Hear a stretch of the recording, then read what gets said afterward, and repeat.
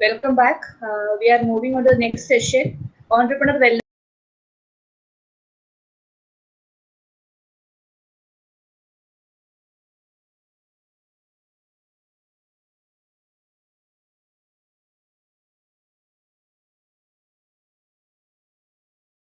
and coach for leading corporates in India and Middle East.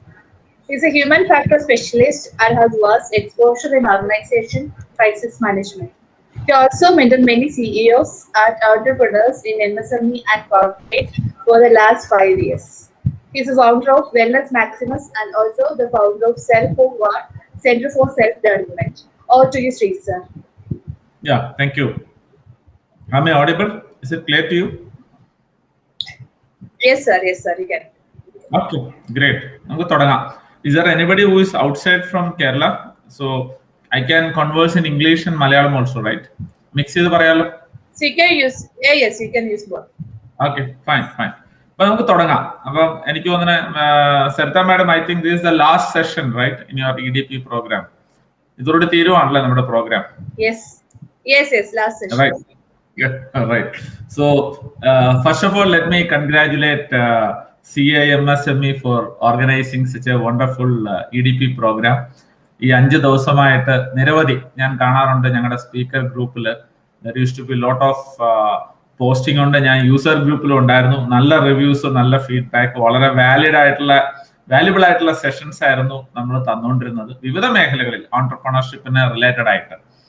അപ്പൊ നമ്മൾ ഇന്ന് പോകാൻ പോകുന്നത് ലാസ്റ്റ് സെഷൻ ആയതുകൊണ്ട് എനിക്ക് എല്ലാവരോടും ഒരു ചെറിയ അഭ്യർത്ഥന, നമുക്ക് ഒരു ചെറിയ പ്രാക്ടീസോടുകൂടി തുടങ്ങാം. Will start with a small practice. അപ്പൊ എല്ലാവരും നിങ്ങളുടെ ചെയറിൽ, നിങ്ങളുടെ കയ്യില് മറ്റേ ഡിവൈസ് എന്താ പറയാ, മൊബൈലൊക്കെ ഉണ്ടെങ്കിൽ ഒന്ന് മാറ്റി വെക്കുക. എന്റെ ശബ്ദം മാത്രം കേട്ടാൽ മതി. എന്നിട്ട് ആ ചെയറിലൊന്ന് നിവർന്നിരിക്കുക, നേരെ ഇരിക്കുക. Sit straight on your chair. നേരെ ഇരിക്കുക. കൈ രണ്ടും തുറന്ന് മടിയിൽ വെക്കുക. Open your hands. വളരെ ഓപ്പൺ ആയിട്ട് തന്നെ മടിയിൽ വെക്കുക. നേരെ ഇരിക്കുക. മുമ്പിൽ എന്താണോ കാണുന്നത് അത് കണ്ടുകൊണ്ട് കണ്ണുകൾ അടയ്ക്കുക. Close your eyes. കാല് ചെരുപ്പ് ഇട്ടിട്ടുണ്ട്, ഷൂ അല്ല എങ്കിൽ ആ ചെരുപ്പ് ഊരിയിട്ട് തറയിൽ കാല് സ്പർശിച്ചു വെച്ചാൽ നന്നായിരിക്കും. So sit straight, keep your hands on your lap. നേരെ ഇരിക്കുക. Look straight and close your eyes. Now take 3 deep breathing. 3 പ്രാവശ്യം നല്ലപോലെ ശ്വാസം അകത്തോട്ടെടുത്ത് വെളിയിലോട്ട് വിടുക.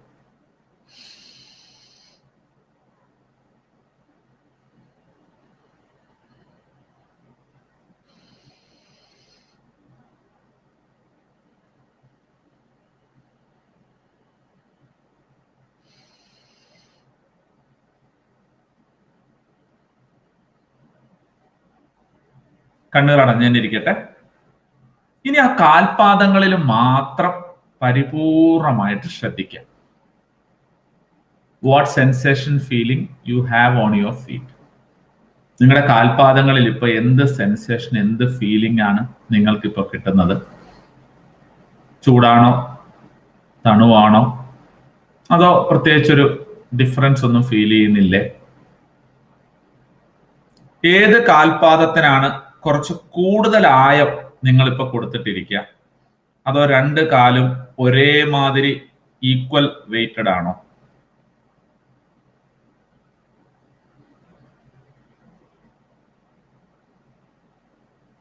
കാൽപാദങ്ങളുടെ ഉൾവശം എത്രത്തോളം നമ്മളുടെ ആ തറയിൽ, അല്ലെങ്കിൽ നിങ്ങൾ ഷൂ ആണ് ഷൂസിനുള്ളിൽ സ്പർശിച്ചിട്ടുണ്ട്?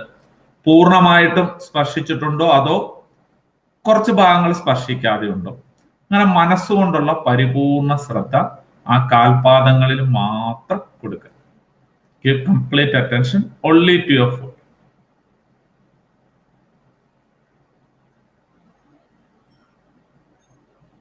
ഇനി മെല്ലെ ശ്രദ്ധ നിങ്ങളുടെ ഇരിപ്പിടത്തിൽ അമർന്നിരിക്കുന്ന ശരീരഭാഗങ്ങളിൽ കൊടുക്കും. നിങ്ങളിപ്പോ ഒരു സീറ്റല്ലേ, ചെയറിൽ ഇരിക്കുകയായിരിക്കും, ഇല്ല സോഫയിൽ ഇരിക്കുകയായിരിക്കും. ആ ഇരിക്കുന്ന പ്രതലത്തിൽ എന്ത് സെൻസേഷൻ ആണ് നിങ്ങൾ ഇപ്പൊ അനുഭവിക്കുന്നത്? അത് റഫാണോ, സ്മൂത്ത് ആണോ? നിങ്ങൾ ഇരിക്കുന്നത് ബാലൻസ്ഡ് ആയിട്ടാണോ അതോ ഒരു സൈഡിലേക്ക് സ്വല്പം ആയം കൊടുത്തിട്ടാണോ ഇരിക്കുന്നത്?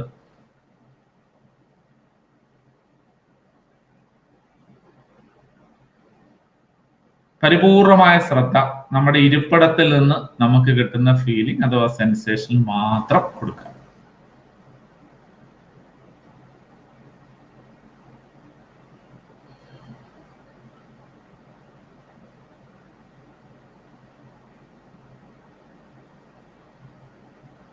ഇനി മെല്ലെ നമ്മുടെ മടിയിലിരിക്കുന്ന ഇരു കൈകൾ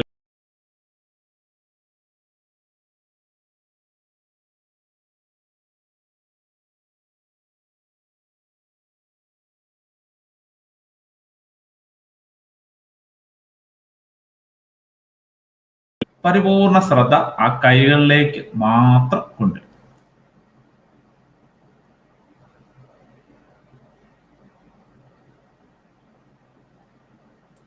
നമ്മളിപ്പോ കാൽപാദങ്ങളിൽ ശ്രദ്ധിച്ചു, ഇരിപ്പിടത്തിലിരിക്കുന്ന ഫീലിംഗിൽ ശ്രദ്ധിച്ചു, കൈവെള്ളയിൽ എന്താണ്, നമ്മുടെ കൈ എന്താണ്, എന്ത് ഫീലിംഗ് ആണ്, സെൻസേഷൻ ആണ് കിട്ടുന്നത് ശ്രദ്ധിച്ചു.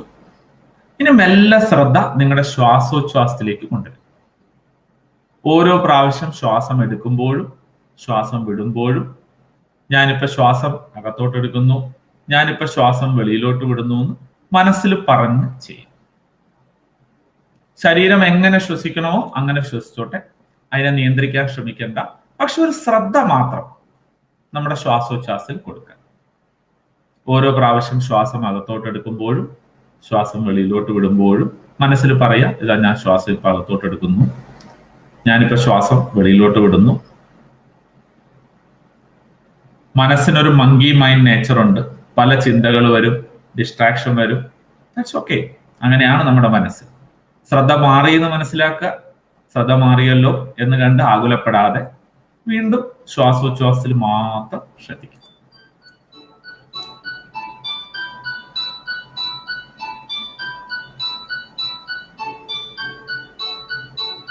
Keep focus only on your breathing. ശ്വാസോച്ഛ്വാസത്തിൽ മാത്രം പരിപൂർണമായിട്ട് ശ്രദ്ധിക്കുക.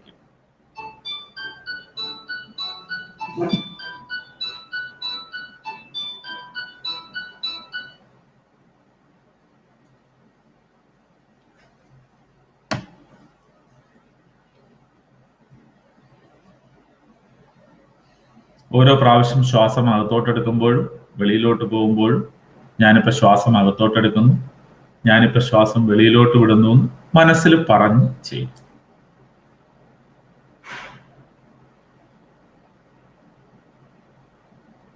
ഇനി മെല്ലെ ഓരോ പ്രാവശ്യം ശ്വാസം അകത്തോട്ടെടുക്കുമ്പോൾ ഒന്ന് കൗണ്ട് ചെയ്ത് തുടങ്ങും. ആദ്യം 1 on every inhale. Keep counting your breath. ഓരോ പ്രാവശ്യം ശ്വാസം അകത്തോട്ടെടുക്കും, keep counting.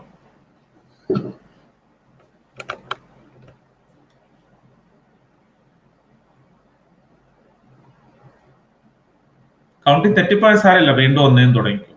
But keep counting your breath.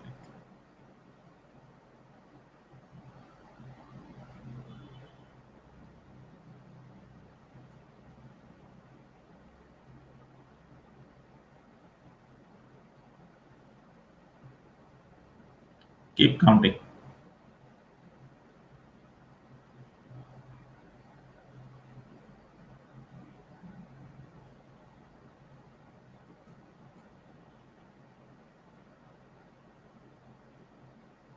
Keep counting.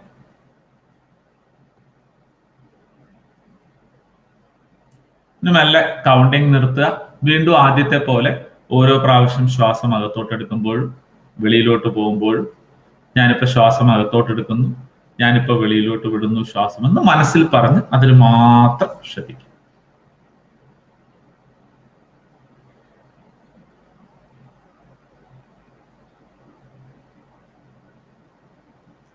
ഇനി ഒരു 3 പ്രാവശ്യം നല്ലപോലെ ശ്വാസം അകത്തോട്ടെടുത്ത് വെളിയിലോട്ട് വിടുക. Take deep breathing.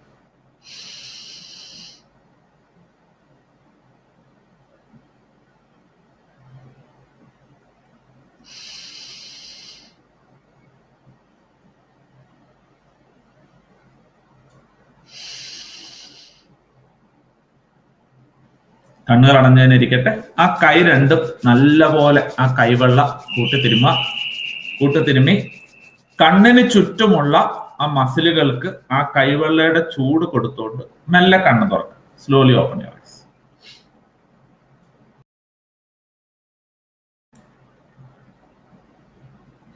Okay, I'm not sure എത്ര പേർക്ക് എങ്ങനെ ഉണ്ടായിരുന്നു. What was your feeling, sensation when you did that? ചെയ്തവർ മാത്രം ചാറ്റിൽ I think they can put on the chat അല്ലേ? Can put on the chat. അങ്ങനെയല്ലേ മാം? Is that allowed?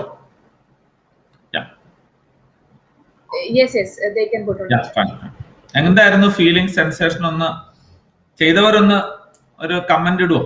That I will be going through that.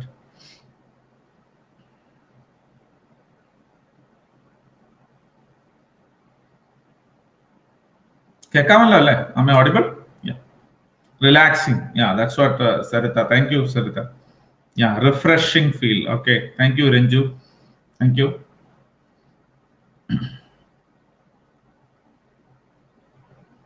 രണ്ടുപേര് comment ചെയ്തത്, രണ്ടുപേരുടെയാണ് feedback കിട്ടിയത്. So I'll share my screen also for you. So just give me a moment.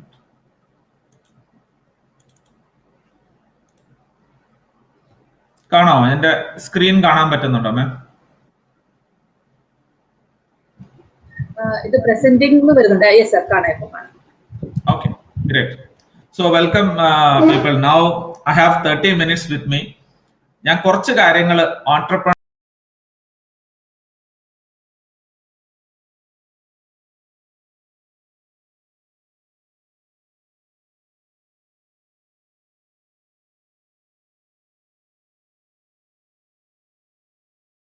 മുമ്പ് എനിക്കൊരു episode 18 years I was with corporate management.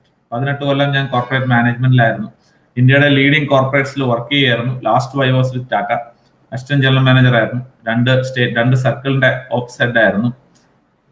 കൂടാതെ സൈക്കോളജിയിൽ interest വന്ന് ഞാൻ psychology പഠിച്ച് പ്രാക്ടീസ് ചെയ്യുന്ന ആ പഠനകാലത്ത് കുറെ MSME ഞാൻ കൺസൾട്ട് ചെയ്തിട്ടുണ്ട്. 10-20ഓളം MSME കൺസൾട്ട് ചെയ്ത എക്സ്പീരിയൻസ് എനിക്കുണ്ട്. പൊതുവെ ഓപ്പറേഷൻസും മാനേജ്മെന്റും അവരുടെ CEO അല്ലെ ഓണേഴ്സിന്റെ മെന്ററിംഗ് ഒക്കെയാണ് നടത്തിയിരുന്നത്. അതുകൊണ്ട് I know very well how an MSME entrepreneur works. Last my own business in to mental wellness coaching നടത്തിക്കൊണ്ടിരിക്കുകയാണ്. So I am also in per se ഒരു ഓൺട്രപ്രണർ തന്നെയാണ്, even though I am a professional.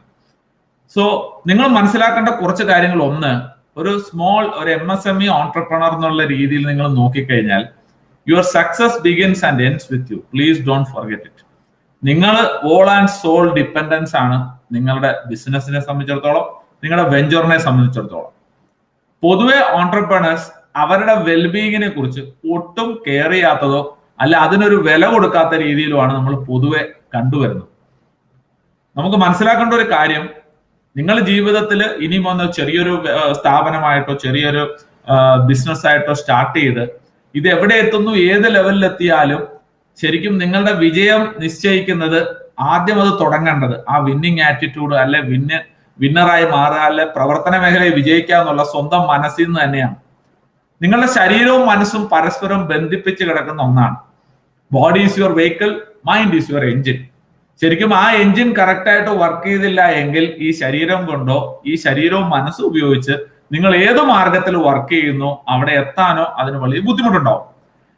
ഏറ്റവും വലിയ important ഫാക്ടറാണ് stress and entrepreneurship എന്ന് പറയുന്നത്.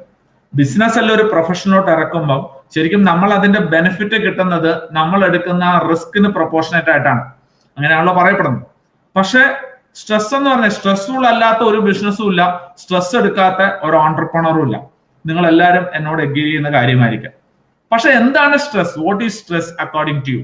ഇങ്ങനെ ഒരു ചോദ്യം ഞാൻ ചോദിക്കുമ്പോൾ പലപ്പോഴും പല ആൾക്കാർക്കും ഒരു കറക്റ്റ് ആയിട്ടുള്ള ആൻസർ. ചിലവർ ടെൻഷനാന്ന് പറയും, ചിലവർ പറയും അതൊരു ഓവർലോഡഡ് ഫീലിംഗ് ആന്ന് പറയും, രണ്ടറ്റവും എത്താത്തത് കൊണ്ടുണ്ടാവുന്ന ഒരു അവസ്ഥയാണെന്ന് പറയും. ശരിക്കും എന്താണ് സ്ട്രെസ്? അപ്പൊ നിങ്ങൾ ബുക്കും പേപ്പറും ഉണ്ടെങ്കിൽ ഞാൻ പറയുന്ന ചില കാര്യങ്ങൾ മാത്രം ഒരു പോയിന്റ് ആയിട്ട് എഴുതി വെക്കാം. അത് ഒരു പക്ഷെ ഒരു ചെറിയൊരു റീക്യാപ്പോ അല്ലെങ്കിൽ ഇടയ്ക്കൊന്ന് ഇതിനെക്കുറിച്ച് ഒന്ന് ആലോചിച്ച് വയ്ക്കാൻ നിങ്ങൾക്ക് ഉപകാരപ്പെടും. ആദ്യം നിങ്ങൾ മനസ്സിലാക്കേണ്ടത് stress is bodies threat response. ഈ വാചകം ഇങ്ങനെ തന്നെ എഴുതി വയ്ക്കുക. ശരിക്കും നമ്മളുടെ ശരീരം ഒരു അപകടം കാണുമ്പോൾ അല്ല നമ്മുടെ തലച്ചോറ് ഒരു അപകടം കണ്ടാൽ ആ അപകടത്തെ നേരിടാൻ നമ്മുടെ ശരീരത്തിനെയും മനസ്സിനെയും പ്രിപ്പയർ ചെയ്യുന്നതാണ് സ്ട്രെസ് എന്ന് പറയുന്നത്. ഇത് മറക്കരുത്. മനുഷ്യൻ എന്ന് പറയുന്നത് 2 ലക്ഷം വർഷമായി ഭൂമിയിൽ ഉള്ള ഒരു സ്പീഷീസാണ്. 10,000 വർഷമേ ആയിട്ടുള്ളൂ നമ്മൾ ശരിക്കും ഈ പറയുന്ന സൊസൈറ്റീന്റെ ഒരു ആദിമ രൂപത്തിൽ ജീവിച്ചു തുടങ്ങിയിട്ട്. 1,90,000 വർഷവും കാട്ടിൽ ഗുഹാമനുഷ്യന്മാരായിട്ട് കഴിഞ്ഞ ജീവികളാണ് നമ്മൾ. കാട്ടിൽ കഴിഞ്ഞ മനുഷ്യർ എന്തൊക്കെ ത്രെറ്റുകൾ നേരിട്ടിട്ടുണ്ടാവാം? നിങ്ങളൊന്ന് ആലോചിച്ച് നോക്കി അറിയാം. വന്യമൃഗങ്ങൾ കൊണ്ടുള്ള ത്രെറ്റ് ഉണ്ടാവാം, അല്ലെങ്കിൽ വൈൽഡ് ഫയർ മുതലായിട്ടുള്ള കാര്യങ്ങൾ കൊണ്ട് ത്രെറ്റാണ്. പൊതുവെ നോക്കിക്കഴിഞ്ഞാൽ ഇതെല്ലാം ഫിസിക്കൽ ത്രെറ്റുകളാണ്. ഫിസിക്കൽ ത്രെറ്റ് എന്ന് പറഞ്ഞാൽ എന്താണ്? ശാരീരികമായിട്ടുള്ള നല്ല അവസ്ഥയെ ബാധിക്കുന്ന അപകടങ്ങളാണ്. അപ്പം ഈ ശാരീരിക അപകടങ്ങളെ നേരിടാൻ മനുഷ്യന് ഒരു പെർഫെക്റ്റ് റെസ്പോൺസ് സിസ്റ്റം ഉണ്ട്. ഈ 2 ലക്ഷം വർഷത്തെ എവല്യൂഷൻ കൊണ്ട് നമ്മുടെ ശരീരം ഉണ്ടാക്കിയെടുത്ത ആ റെസ്പോൺസ് പലരും കേട്ടിട്ടുള്ളതാണ്. അതിനെന്താ പറയാ? Fight, flight or freeze response ആണ്.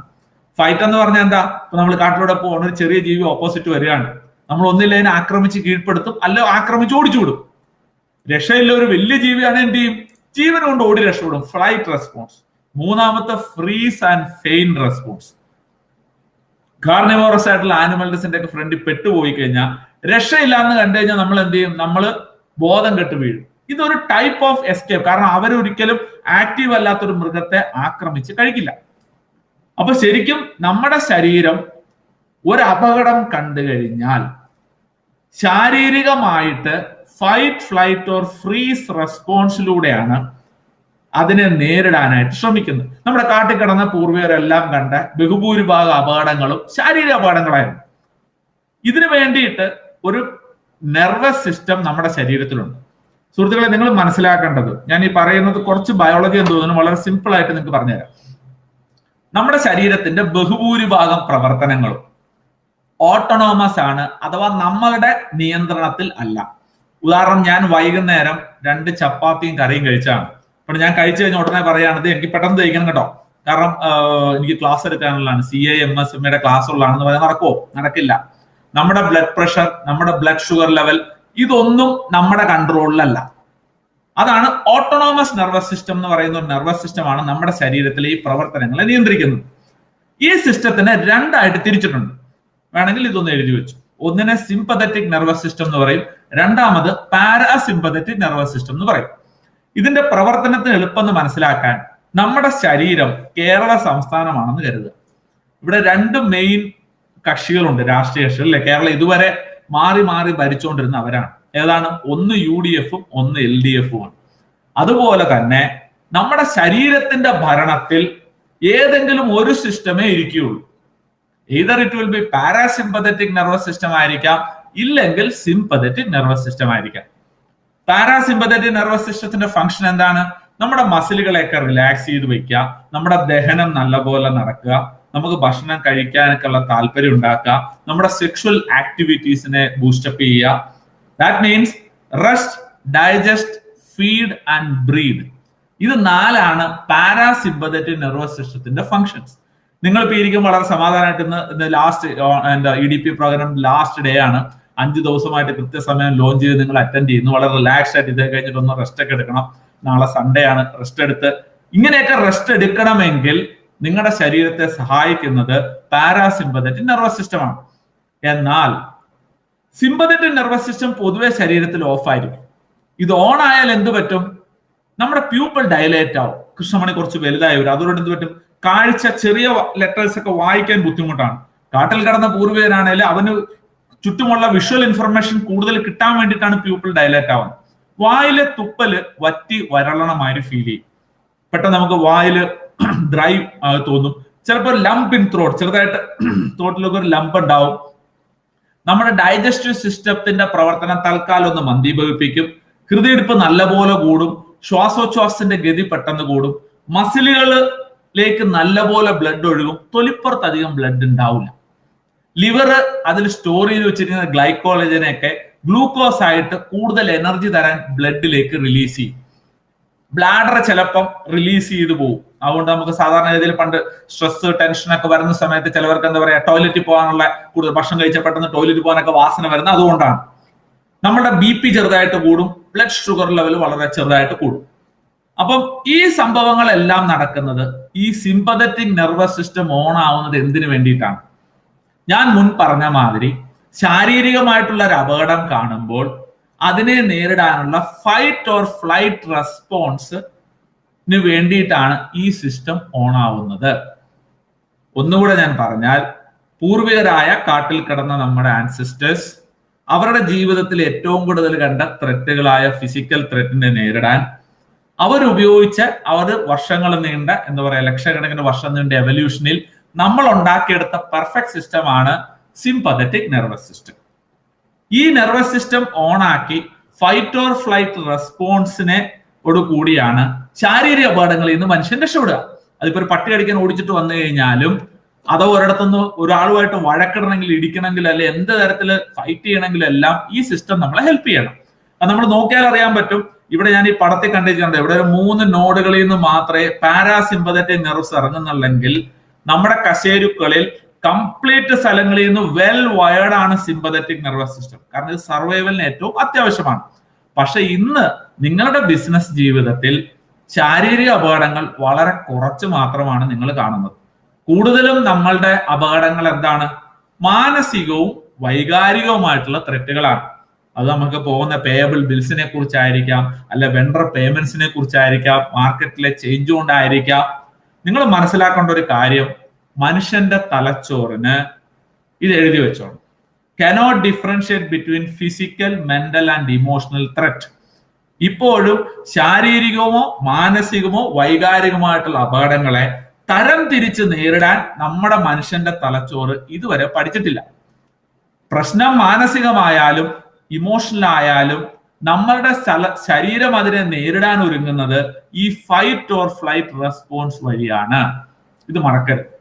അപ്പൊ സ്ട്രെസ് എന്ന് പറഞ്ഞാൽ nothing else, our brains preparation for facing a threat. ആ ത്രെറ്റ് മെന്റൽ ആയാലും ഇമോഷണൽ ആയാലും ശരീരത്തിന് അറിയാവുന്നത് ശാരീരികമായ അപകടങ്ങളെ നേരിട്ട അതേ രീതിയിലാണ്. ഇപ്പൊ എംപ്ലോയീസ് ആയിട്ടുള്ള ഒരു പ്രോബ്ലം ഉണ്ടാവുമ്പോൾ, അല്ലെ കുറച്ച് മെയിൻ ആയിട്ടുള്ള എംപ്ലോയീസ് പെട്ടെന്ന് ലീവ് എടുത്തോ റിസൈൻ ചെയ്തു പോകും, എന്ത് പ്രശ്നങ്ങൾ ഉണ്ടായാലും അതൊക്കെ മെന്റൽ അല്ലെ ഇമോഷണൽ അല്ലെ ഓപ്പറേഷണൽ ലെവൽ സ്ട്രെസ് ആണെങ്കിലും ശരീരത്തിന് ഇതിനെ എങ്ങനെ ഹാൻഡിൽ ചെയ്യണമെന്ന് അറിയില്ല. തലച്ചോറ് വിചാരിക്കണം നിങ്ങളെ ഹെൽപ്പ് ചെയ്യണം. എങ്ങനെ ഹെൽപ്പ് ചെയ്യാം? നമ്മുടെ സിമ്പതറ്റിക് നെർവസ് സിസ്റ്റം ഓൺ ആക്കിക്കൊണ്ടാണ്. അപ്പൊ ഒരു പ്രസക്തമായിട്ട് ചോദ്യമുണ്ട്, ശരിക്കും ഫൈറ്റ് ഓർ ഫ്ലൈറ്റ് എന്ന് പറയുമ്പോൾ നമ്മുടെ പ്രീഡോമിനന്റ് ടെൻഡൻസി എന്താണ്? ഫൈറ്റ് ചെയ്യാനാണോ അതോ ഫ്ലൈറ്റ് ചെയ്യാനാണോ, ഓടി രക്ഷപ്പെടാനാണോ? സുഹൃത്തുക്കളെ, ഇത് നിങ്ങൾ മനസ്സിലാക്കിയിരിക്കേണ്ട കാര്യമാണ്. നമ്മൾ കാട്ടിൽ കിടന്ന നമ്മുടെ പൂർവികർ ബഹുഭൂരിഭാഗം അപകടങ്ങളിൽ നിന്ന് രക്ഷപ്പെട്ടിട്ടുള്ളത് ഫൈറ്റ് ചെയ്തിട്ടല്ല, ഓടി ഒളിച്ചിട്ടാണ്. ശരിക്കും നമ്മൾ ഇന്ന് ശാരീരികമായിട്ട് ഓടി ഒളിക്കുന്നില്ലെങ്കിലും മാനസികമായിട്ട് ഓടി ഒളിക്കാൻ വാസനയുള്ള മനുഷ്യരാണ്. ഒരു കോൺഫ്രൺട്രേഷൻ, ഒരു സംഘർഷം, ഒരു പ്രശ്നം ഉണ്ടാകുമ്പോൾ ബഹുഭൂരിഭാഗം മനുഷ്യരുടെയും വാസന അതിൽ നിന്ന് അകന്നു പോവാനാണ്. Predominantly we have a flying tendency. ഇംഗ്ലീഷിൽ ഒരു ചൊല്ലുണ്ട്, fear kills more dream than failure ever will. ഇതിന്റെ അർത്ഥം എന്താണ്? നിങ്ങളൊരു ഓൺട്രപ്രണർ ലൈഫിലാണെങ്കിൽ നിങ്ങളുടെ ജീവിതത്തിൽ നേരിട്ട പരാജയങ്ങളെക്കാൾ നിങ്ങൾ ആഗ്രഹിക്കുന്ന ലെവൽ എത്തുന്നില്ല എങ്കിൽ അതിന് കാരണം നിങ്ങളുടെ പരാജയ ഭീതിയാണ്. അപ്പൊ നമ്മൾ ഇന്നേറ്റായ നമ്മുടെ വാസന അല്ലെ നമ്മളുടെ ഒരു tendency is obviously to avoid a conflict or even run away from it. So ഒരു സക്സസ്ഫുൾ ഓൺട്രപ്രണർ ആവണമെങ്കിൽ ഇതിനെ മറികടന്ന് ഇതിനെ മാനേജ് ചെയ്യാൻ പറ്റണം, അല്ലെ പറ്റാതിരുന്നാൽ വലിയ അപകടങ്ങൾ പിന്നീടുണ്ടാവും. അടുത്തൊരു ഇമ്പോർട്ടന്റ് കാര്യമാണ്, ബിസിനസ് ഒരു രാവിലെ മുതൽ വൈകുന്നേരം വരെ ശരാശരി ഒരു മനുഷ്യൻ, നമ്മൾ കോഗ്നിറ്റീവ് സയൻസ് പഠിക്കുമ്പോൾ ശരിക്കും പറയുന്നത് 35,000-ഓളം തീരുമാനങ്ങൾ അഥവാ ഡിസിഷൻസ് എടുക്കുന്നു എന്നുള്ളതാണ്. ഞാനിപ്പം എന്ത് ചെയ്യണം, ഞാനിത് എങ്ങനെ പ്രസന്റ് ചെയ്യണം, ഞാനിങ്ങനെ എങ്ങനെ സംസാരിക്കണം, എത്ര സമയം കൂടി ഈ സെഷൻ എടുക്കണം, സെഷൻ നീണ്ടുപോകുമോ, കുറയ്ക്കണോ, കട്ട് ഷോട്ട് ചെയ്യണോ, ഇങ്ങനെ നിരവധി തീരുമാനങ്ങൾ ഓരോ മൊമെന്റിലും എടുത്തുകൊണ്ടിരിക്കുകയാണ്. എസ്പെഷ്യലി ഒരു ഓൺട്രപ്രണർ ആണെങ്കിൽ നിങ്ങളെ സംബന്ധിച്ച് രാവിലെ നിങ്ങളുടെ ബിസിനസ്സിൽ വന്നിറങ്ങിയാൽ വൈകുന്നേരം വരെ ഓരോരോ കാര്യങ്ങളിലും യു ആർ ടേക്കിംഗ് ഡിസിഷൻസ്. അപ്പൊ നമ്മൾ മനസ്സിലാക്കേണ്ട കാര്യം, സ്ട്രെസ് അഥവാ ടെൻഷൻ ഒറിജിനേറ്റ് ചെയ്യുന്നത് നമ്മുടെ തലച്ചോറിലാണെന്ന് ഞാൻ നേരത്തെ പറഞ്ഞു. എങ്ങനെയാണ് ഈ ബ്രെയിനിനെ നമ്മുടെ സ്ട്രെസ് എഫക്ട് ചെയ്യുന്നത്? ഇത് തീർച്ചയായിട്ടും നിങ്ങൾ മനസ്സിലാക്കിയിരിക്കേണ്ട കാര്യമാണ്. ഇപ്പൊ ഞാനൊരു വീണ്ടും ഒരു ബയോളജിക്കൽ ഫിഗർ കാണുന്നത് കൊണ്ട് ഞാൻ വളരെ സിമ്പിൾ ആയിട്ട് നമ്മുടെ തലച്ചോറിന്റെ ഒരു ഘടന അഥവാ നമ്മുടെ ഇമോഷണൽ ബ്രെയിനെ ഒന്ന് പറഞ്ഞു തരാൻ ആഗ്രഹിക്കാം. നമ്മളിപ്പോ ഞാൻ ഈ കർസർ കൊണ്ട് കാണിക്കുന്നത് നോക്കിക്കഴിഞ്ഞാൽ നമ്മുടെ ബ്രെയിനിനെ നിങ്ങൾക്കൊക്കെ സാൻഡ്വിച്ച് അല്ല ബർഗർ ഇഷ്ടമുള്ള ഒരു ബർഗർ അല്ല സാൻഡ്വിച്ച് ആയിട്ട് കണക്കാക്കാം. നമ്മുടെ തലച്ചോറിനെ 3 ആയിട്ട് തിരിച്ചിട്ടുണ്ട്. ഒന്ന്, ഏറ്റവും ടോപ്പ് ആയിട്ടുള്ള ഏരിയ നമ്മൾ വിളിക്കുന്നത് thinking brain or rational brain എന്നാണ് പറയുന്നത്. നമ്മുടെ തലച്ചോറിന്റെ ഏറ്റവും മേലെ ഭാഗം, ഈ ഫ്രണ്ടിലത്തെ ഭാഗം ഉൾപ്പെടെയുള്ളത്. ഏറ്റവും താഴെയുള്ള ഭാഗത്തിനെ നമ്മൾ body brain or reptilian brain എന്ന് പറയും. എന്ന് വെച്ചാൽ എങ്ങനെ ഒരു സാൻഡ്വിച്ച് ഇരിക്കുന്നോ ഏറ്റവും മുകളിൽ ഒരു തിങ്കിങ് ബ്രെയിനും ഏറ്റവും താഴെ ഒരു ബോഡി ബ്രെയിനും ഉണ്ട്. ഇതിന് നടുക്കാണ് ഇമോഷണൽ ബ്രെയിൻ അഥവാ ഹ്യൂമൻ ലിംബിക് സിസ്റ്റം. ഇത് എൻലാർജ് ഫോട്ടോയാണ്. എന്താണ് ഇമോഷണൽ ബ്രെയിനിന്റെ പാർട്സ്? ഏറ്റവും ഇമ്പോർട്ടന്റ് പാർട്ട് എന്ന് പറഞ്ഞാൽ ഹ്യൂമൻ തലാമസ് ആണ്. ഈ തലാമസ് എന്ന് പറയുന്ന ബ്രെയിനിന്റെ റിലേ സെന്റർ ആണ്. നിങ്ങളുടെ പഞ്ചേന്ദ്രിയങ്ങളിൽ നിന്നും എക്സെപ്റ്റ് സ്മെൽ, അതുപോലെ തന്നെ എല്ലാ അവയവങ്ങളിൽ നിന്നും വയറുകളൊക്കെ കൊണ്ടുവന്നിട്ട് നമ്മൾ എങ്ങനെ വീടിന്റെ മെയിൻ സ്വിച്ച് ബോർഡിൽ കൊണ്ട് വയ്ക്കുന്നോ അതുപോലെ ഇതെല്ലാം വന്ന് ചേരുന്നത് ഈ തലാമസ് എന്ന് പറഞ്ഞ ഭാഗത്തു നിന്നാണ്. ഈ തലാമസ് എന്ന് പറഞ്ഞ ഭാഗത്തുനിന്ന് തലച്ചോറിന്റെ ഈ വിവിധ ഭാഗങ്ങളിലേക്ക് ഓരോ സിഗ്നലിന്റെ ടൈപ്പ് അനുസരിച്ച് വിട്ടുകൊടുക്കുന്നത് തലാമസിന്റെ ജോലിയാണ്. ഇപ്പൊ നിങ്ങൾ ഈ ഫിഗർ കണ്ടുകൊണ്ടിരിക്കുകയാണെങ്കിൽ നിങ്ങൾ ഈ കാണുന്ന കാഴ്ചയുടെ സിഗ്നലുകൾ പോകുന്ന ഓക്സിപിറ്റൽ ലോബിലേക്കാണ്. ഞാൻ പറയുന്ന കേൾക്കുന്നത് പോകുന്ന ടെമ്പറൽ ലോബിലേക്കാണ്. പക്ഷെ ഈ ഒരു അവസരത്തിൽ ഈ ശരിക്കും ഹ്യൂമൻ തലാമസ് ഒരു ഒരു മിറാക്കിളാണ്. 1 സെക്കൻഡിൽ അല്ല 1 മിനിറ്റിൽ 10,000 സിഗ്നലാണ് അത് പ്രോസസ് ചെയ്യുന്നത്. ഈ തലാമസിന്റെ തൊട്ടടുത്ത് 2 ചെറിയ അവയവമുണ്ട്. ഈ അവയവത്തിന്റെ പേരാണ് അമിഗ്ദല. ഒന്ന് പേപ്പറിൽ എഴുതി വെച്ചു, അത് മറന്നുപോയത്. AMYGDALA. അമിഗ്ദല ശരിക്കും നമ്മുടെ ബ്രെയിനിന്റെ ഡേഞ്ചർ റഡാറാണ്. വരുന്ന ഓരോ സിഗ്നലിലും അപകടമുണ്ടോ നോക്കിക്കൊണ്ടിരിക്കുകയാണ്. അമിഗ്ദല ഇതിന് ഹെൽപ്പ് ചെയ്യുന്നത് ഹിപ്പോ ക്യാമ്പസ് എന്ന് പറയുന്ന ഈ കുതിരക്കുളമ്പടി ഭാഗത്തിൽ കാണുന്ന സാധനമാണ്. ഈ അവയവമാണ് നമ്മുടെ മെമ്മറി സെന്റർ എന്ന് പറയുന്നത്. ഈ 2 ഭാഗങ്ങളും ചേർന്നുകൊണ്ട് നമ്മുടെ ഈ വരുന്ന സിഗ്നലുകളിൽ, നമ്മുടെ പഞ്ചേന്ദ്രിയങ്ങളിൽ നിന്നും ശരീരത്തിൽ കിട്ടുന്ന സിഗ്നലുകൾ അപകടമുണ്ടോ നോക്കിക്കൊണ്ടിരിക്കുകയാണ്. തലച്ചോറ് ഒരു അപകടം കണ്ടു കഴിഞ്ഞാൽ ഈ അമിഗ്ഡാല ഉണർന്ന് പ്രവർത്തിച്ച് തിങ്കിങ് ബ്രെയിനെ ഹൈജാക്ക് ചെയ്ത് കളയും. ഈ പ്രതിഭാസത്തിനെ വിളിക്കുന്നത് അമിഗ്ഡല ഹൈജാക്ക് എന്നാണ്, മറക്കരുത്. ഉദാഹരണം പറഞ്ഞു കഴിഞ്ഞാൽ എന്തുകൊണ്ടാണ് ശരിക്കും ഒരു അപകടത്തെ കാണുമ്പോൾ നമ്മുടെ തിങ്കിങ് ബ്രെയിനെ ഹൈജാക്ക് ചെയ്യപ്പെടുന്നത്? ഉദാഹരണം, ഞാൻ കാട്ടിൽ ജീവിക്കുന്ന വ്യക്തിയാണെന്ന് വിചാരിക്കുക. ആ പണ്ട് ജന്മത്തിൽ കാട്ടിലായിരുന്നു. ഒരു കാട്ടിൽ കൂടെ നടന്നു പോകുമ്പോൾ ഒരു പുലിയോ സിംഹമല്ലോ ഒരു പുലി വട്ടം വരുന്നെന്ന് വിചാരിച്ചു. ഒരു പുലിയെ കണ്ടുടനെ ഞാൻ ചിന്തിക്കുകയാണ്, ഇത് ആൺപുലിയാണോ പെൺപുലിയാണോ, ഇടത്തോട്ട് ഓടണോ വലത്തോട്ട് ഓടണോ, എത്ര സ്പീഡിൽ പുലി ഓടുമായിരിക്കും, ഞാൻ എത്ര സ്പീഡിൽ ഓടേണ്ടി വരും, മരത്തെ കയറി രക്ഷോടുവാണോ ഓടി രക്ഷോടാണോ നല്ലത്, 6 ആയിട്ട് ഓടണോ എന്നൊക്കെ ചിന്തിച്ച് എന്ത് പറ്റും? പുലിയുടെ ബ്രേക്ക്ഫാസ്റ്റ് നമ്മളായി മാറും. ശാരീരിക അപകടങ്ങളെ നേരിടുന്ന സമയം നമ്മളുടെ slow thinking brain parts work ചെയ്യാൻ പാടില്ല. പക്ഷേ നമ്മുടെ ഇന്ന് കാണുന്ന കൂടുതൽ അപകടങ്ങൾ മാനസികവും ഇമോഷണലും അല്ലെ ബിസിനസ് റിലേറ്റഡ് സ്ട്രെസ് ടെൻഷനൊക്കെയാണ്. ഈ സമയം ശരിക്കും പറഞ്ഞാൽ യുക്തിഭദ്രമായിട്ട് ചിന്തിച്ച് അതിൽ തീരുമാനം എടുക്കണം. പക്ഷെ മനുഷ്യന്റെ അങ്ങനെ ചിന്തിക്കാനുള്ള കേപ്പബിലിറ്റി വളരെ കുറവാകും. ഈ ഇമോഷണൽ ഹൈറ്റൻസ് അല്ലെ സ്ട്രെസ് ഉള്ള സമയം നിങ്ങൾ എടുക്കുന്ന പല ഡിസിഷൻസും പിൽക്കാലത്ത് വലിയ വില അതിനു വേണ്ടി കൊടുക്കേണ്ടി വരും. ഇതിന്റെ കോസ്റ്റ് ഓഫ് പല കാരണം, ഉദാഹരണം ഞാൻ ഇപ്പൊ ബിസിനസ്സിലൊക്കെ പോയി കഴിഞ്ഞാണ് ഈ സങ്ക് കോസ്റ്റ് ഫാലസി എന്ന് പറയും. മാനേജ്മെന്റില് ഫിനാൻസിൽ ഒരു ടേം ഉണ്ട്. ഒരു പ്രാവശ്യം ഒരു ബിസിനസ്സിൽ ഇൻവെസ്റ്റ് ചെയ്ത് ഒരു കാര്യം തുടങ്ങി സംഗതി റോങ് ആയി പോയി, ഭയങ്കര സ്ട്രെസ്സായി, ഇട്ട ഇൻവെസ്റ്റ്മെന്റ് പൈസ പോയല്ലോ. പിന്നെ പലരും പറയും, ഉപദേശിക്കും, മനകം നിർത്ത്, തൽക്കാലം നഷ്ടപ്പെട്ടു ഇവിടെ വെച്ച് അവസാനിപ്പിക്കും. ഒരിക്കലും ചെയ്യൂല. വീണ്ടും അതിൽ ഇൻവെസ്റ്റ് ചെയ്ത് വീണ്ടും താഴെ പൊക്കോണ്ടിരിക്കും. എന്താ കാര്യം? ആ സമയം ആരൊക്കെ എന്തൊക്കെ പറഞ്ഞാലും നിങ്ങൾ സ്ട്രെസ്ഡ് ടെൻസ് ആയിട്ടിരിക്കുമ്പോൾ യുക്തിഭദ്രമായിട്ട് ചിന്തിക്കാനുള്ള നിങ്ങളുടെ കഴിവ് കുറഞ്ഞു വരും. Please understand, stress affects your quality of decisions. നിങ്ങൾ എടുക്കുന്ന തീരുമാനങ്ങൾ എത്രത്തോളം നിങ്ങളുടെ മുന്നോട്ടുള്ള ജീവിതത്തിലും നിങ്ങളുടെ ഓൺട്രപ്രണർ ലൈഫിലും നിങ്ങളുടെ ബിസിനസ്സിലും ഹെൽപ്ഫുൾ ആവുന്നോ ആ തീരുമാനങ്ങളെ മോശമായി സ്വാധീനിക്കാനുള്ളതാണ് സ്ട്രെസ് എന്ന് പറയുന്നത്. അതുകൊണ്ട് സ്ട്രെസ്സിനെ പ്രോപ്പറായിട്ട് മാനേജ് ചെയ്യുക എന്ന് പറയുന്നത് നിങ്ങളുടെ ആ മേഖലകളിൽ നിങ്ങൾ ആഗ്രഹിക്കുന്ന രീതിയിൽ മുന്നോട്ട് പോകാൻ ആവശ്യം വേണ്ട ഒന്നാണ്. രണ്ടാമത് അവസാനമായിട്ട് ഒരു കാര്യം കൂടെ ഞാൻ പറഞ്ഞിട്ട് നമുക്ക് ഇതിന്റെ മാനേജ്മെന്റ് സൈഡിലേക്കൊക്കെ പോകേണ്ടതുണ്ട്. സുഹൃത്തുക്കളെ, മനസ്സിലാക്കേണ്ടത് തുടക്കകാലത്തിൽ ഇപ്പൊ ഒരു യങ് ഓൺട്രപ്രണർ ആണ്, അവർ ഒരു കുഴപ്പമില്ല, അവർ ഭംഗിയായിട്ടൊക്കെ സ്ട്രെസ്സും ടെൻഷനും അവർക്ക് പ്രശ്നമില്ലാതെ മുന്നോട്ട് പോകും. പക്ഷെ there is something called power of compounding. ഒരു അഗ്നിപർവ്വതവും ഒരിക്കലും ഒരു ദിവസം കൊണ്ട് പൊട്ടിത്തെറിക്കില്ല. ഇതുപോലെ തന്നെ നിങ്ങൾ നിരന്തരമായിട്ട് സ്ട്രെസ് എടുത്തുകൊണ്ടിരിക്കുകയും അതിന്റെ ഇൽ എഫക്ട്സിനെ മാറ്റാനുള്ള കാര്യങ്ങൾ ചെയ്തില്ല എങ്കിൽ ക്രമേണ ഇതിനൊരു കോമ്പൗണ്ടിങ് എഫക്റ്റ് ഉണ്ട്. രണ്ട് തരത്തിലുള്ള കോമ്പൗണ്ടിങ് ആണ്. ഒന്നിനെ പറയുന്നത് ന്യൂറൽ കോമ്പൗണ്ടിങ് എന്ന് പറയും. എന്താണ് ന്യൂറൽ കോമ്പൗണ്ടിങ്? ഞാൻ പറഞ്ഞു, നമ്മുടെ അമിഗ്ഡാലയാണ് ഒരു അപകടം ഉണ്ടോ എന്ന് തലച്ചോറിൽ കണ്ടുപിടിക്കുന്നത്. അമിഗ്ഡാല കുറെ കാലം നമ്മൾ എങ്ങനെ, ഇപ്പൊ നമ്മളൊരു ജിമ്മിൽ പോയിട്ട് ഡെയിലി വർക്കൗട്ട് ചെയ്യാണ്, വർക്കൗട്ട് ചെയ്ത് കുറച്ച് കഴിയുമ്പോൾ നമ്മൾ നല്ല മസിൽസ് ഒക്കെ ഡെവലപ്പ് ചെയ്യും.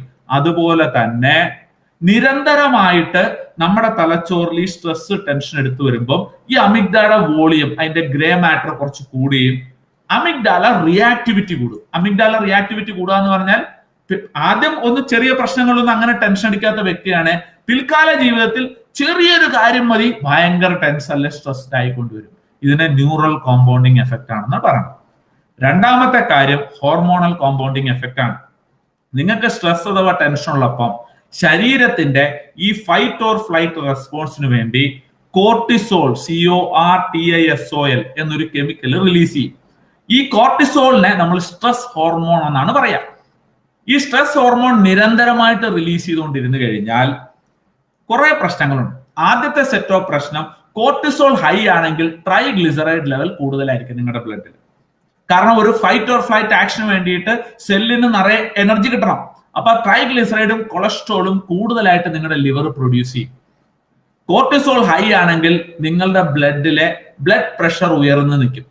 കോർട്ടിസോൾ ഹൈ ആണെങ്കിൽ നിങ്ങളുടെ ബ്ലഡ് ഷുഗർ ലെവൽ കൂടുതലായിരിക്കും. High triglyceride, cholesterol, blood pressure and blood sugar ഉണ്ടാക്കുന്ന ആപത്ത് എന്താണെന്ന് ഞാൻ പറയേണ്ടതില്ല.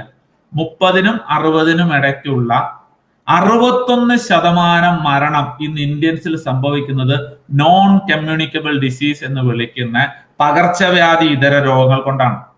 മെയിൻ എന്താണ്? 38% കാർഡിയോ വാസ്കുലർ ഡിസീസസ് ആണ്. അതിന് നെക്സ്റ്റ് പെർസെൻറ്റേജ് എടുത്തു കഴിഞ്ഞാൽ ക്യാൻസർ, അല്ലെ കിഡ്നി ഡിസീസ്, അല്ലെ diabetes and hyper tension, stroke related കാര്യങ്ങളാണ്.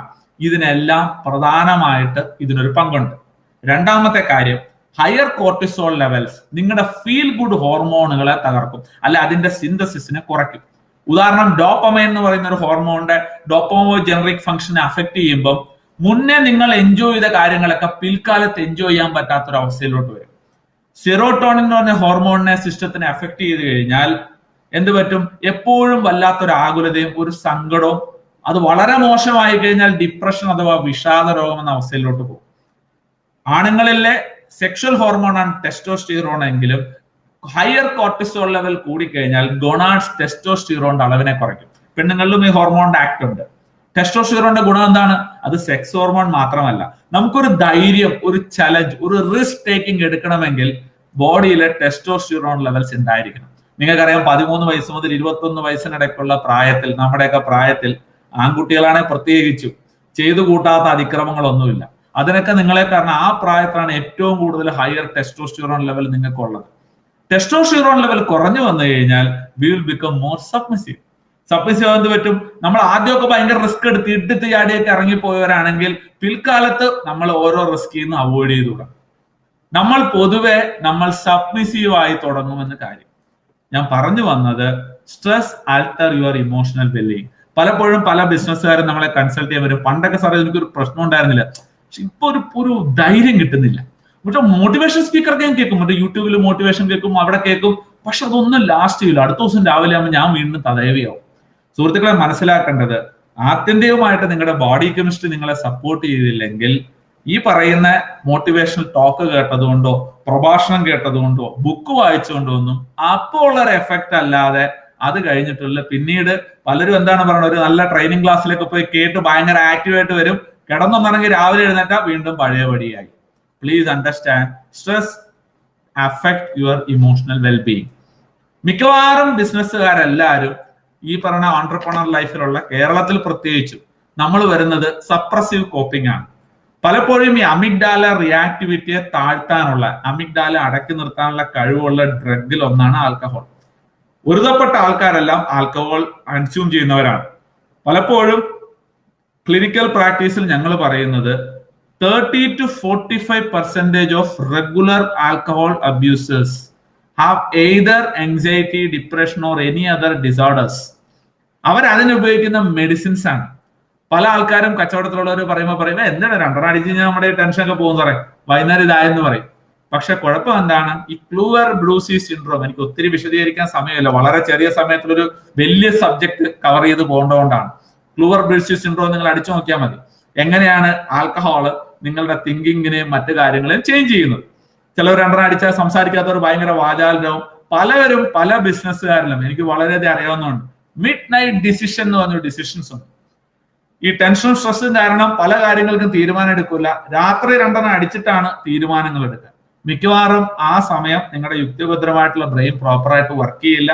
ഈ ആൽക്കഹോൾ എടുക്കുന്ന തീരുമാനങ്ങൾ പലപ്പോഴും പല ബിസിനസ്സിലും വൻ പ്രശ്നങ്ങൾ, എസ്പെഷ്യലി എംപ്ലോയി റിലേഷൻസിലൊക്കെ ഞാൻ കണ്ടനുഭവിച്ചിട്ടുണ്ട്. ഞാൻ MSME കൺസൾട്ടിങ് നടക്കുന്ന സമയത്ത് മനസ്സിലാക്കേണ്ടത്, നിങ്ങൾ entrepreneurs are at a very high risk group. ഇത് അമേരിക്കയിലെ സ്റ്റഡിയാണ്. 4.5 times you are at risk of developing depression, anxiety മുതലായവരെ. ഞാൻ ഇഷ്ടംമാതിരി പേരെ ചെറിയതും വലുതുമായിട്ടുള്ള ഓൺട്രപ്രണേഴ്സ് ഞാൻ കണ്ടിട്ടുണ്ട്. Which sometimes I need to consult for a psychiatric treatment വിടേണ്ട കേസ് വരെ ഉണ്ടായിട്ടുണ്ട് ജീവിതത്തിൽ പലപ്പോഴും. അതുകൊണ്ട് തന്നെയാണ് പല ബിസിനസ്സുകാരും വളരെ മോശമായിട്ടുള്ള മെന്റൽ സ്റ്റേറ്റിലോട്ട് പോകാൻ കാര്യം. കാരണം failures are part of business. ഓരോ പ്രാവശ്യം ഫെയിലിയർ ഉണ്ടാകുമ്പോൾ അതെടുക്കുന്ന മെന്റൽ ലോഡ് ഭയങ്കര കൂടുതലാണ്. മറ്റൊരു കാര്യം നമ്മൾ മനസ്സിലാക്കേണ്ടത്, ആൻസൈറ്റി, സ്ട്രെസ്, ഫിയർ, വറി, ഇതൊക്കെ പേര് കേട്ട ഒന്നാണ്. ഇതൊക്കെ ശരീരത്തിന്റെ ത്രെറ്റുകളാണ്. ഈ ത്രെറ്റുകളോടുള്ള റെസ്പോൺസുകളാണ്. ഇത് തമ്മിലുള്ള വ്യത്യാസം എന്താണ്? സ്ട്രെസ് എന്ന് പറഞ്ഞാൽ എക്സ്റ്റേണലി ഇൻഡ്യൂസ്ഡ് ആണ്. ഉദാഹരണം, ഈ മാസം നമുക്ക് 25 ലക്ഷം രൂപ ഉണ്ടെങ്കിൽ ഇന്ന് ഈ മാസത്തെ പേയ്മെന്റ്സ് ഒക്കെ കൊടുത്ത് തീർക്കാൻ പറ്റുള്ളൂ. കളക്ഷൻ വരേണ്ടതുണ്ട്. പക്ഷെ കളക്ഷൻ കറക്റ്റായിട്ട് അപ്പൊ ഒരു ആളുടെ ഒരു അത്യാവശ്യം ഒരു വലിയ അൺഎക്സ്പെക്ടഡ് പേയ്മെന്റ് വന്നു. ഫിനാൻഷ്യൽ സ്ട്രെസ് പെട്ടെന്ന് ഈസ് ഔട്ട് ചെയ്യും. സ്ട്രെസ് എപ്പോഴും എക്സ്റ്റേണലി ഇൻഡ്യൂസ്ഡ് ആണ് most of the time. Fear എന്ന് പറഞ്ഞാൽ ക്ലിയർ ആയിട്ട് നമുക്കറിയാം നമ്മൾ എന്തിനാ പേടിക്കുന്നത് എന്നുള്ളത്. വറിയെ കുറിച്ച് നമുക്കറിയാം. പക്ഷെ വറി ആൻഡ് ആങ്സൈറ്റി എന്ന് പറഞ്ഞാൽ പ്യുവർലി നിങ്ങളുടെ മെന്റൽ പ്രോഡക്റ്റ് ആണ്. നമ്മുടെ തലച്ചോറിൽ നിന്നുണ്ടാവുന്ന ചിന്തകളിൽ നിന്നാണ് ആങ്സൈറ്റി ഉണ്ടാവുന്നത്. ആങ്സൈറ്റിയെ കുറിച്ച് ഒരു വലിയ വാചകമുണ്ട്, anxiety is a good servant but a very bad master. Please don't forget it. Please understand, uncertainty is the mother of anxiety എന്നാണ് പറയുന്നത്.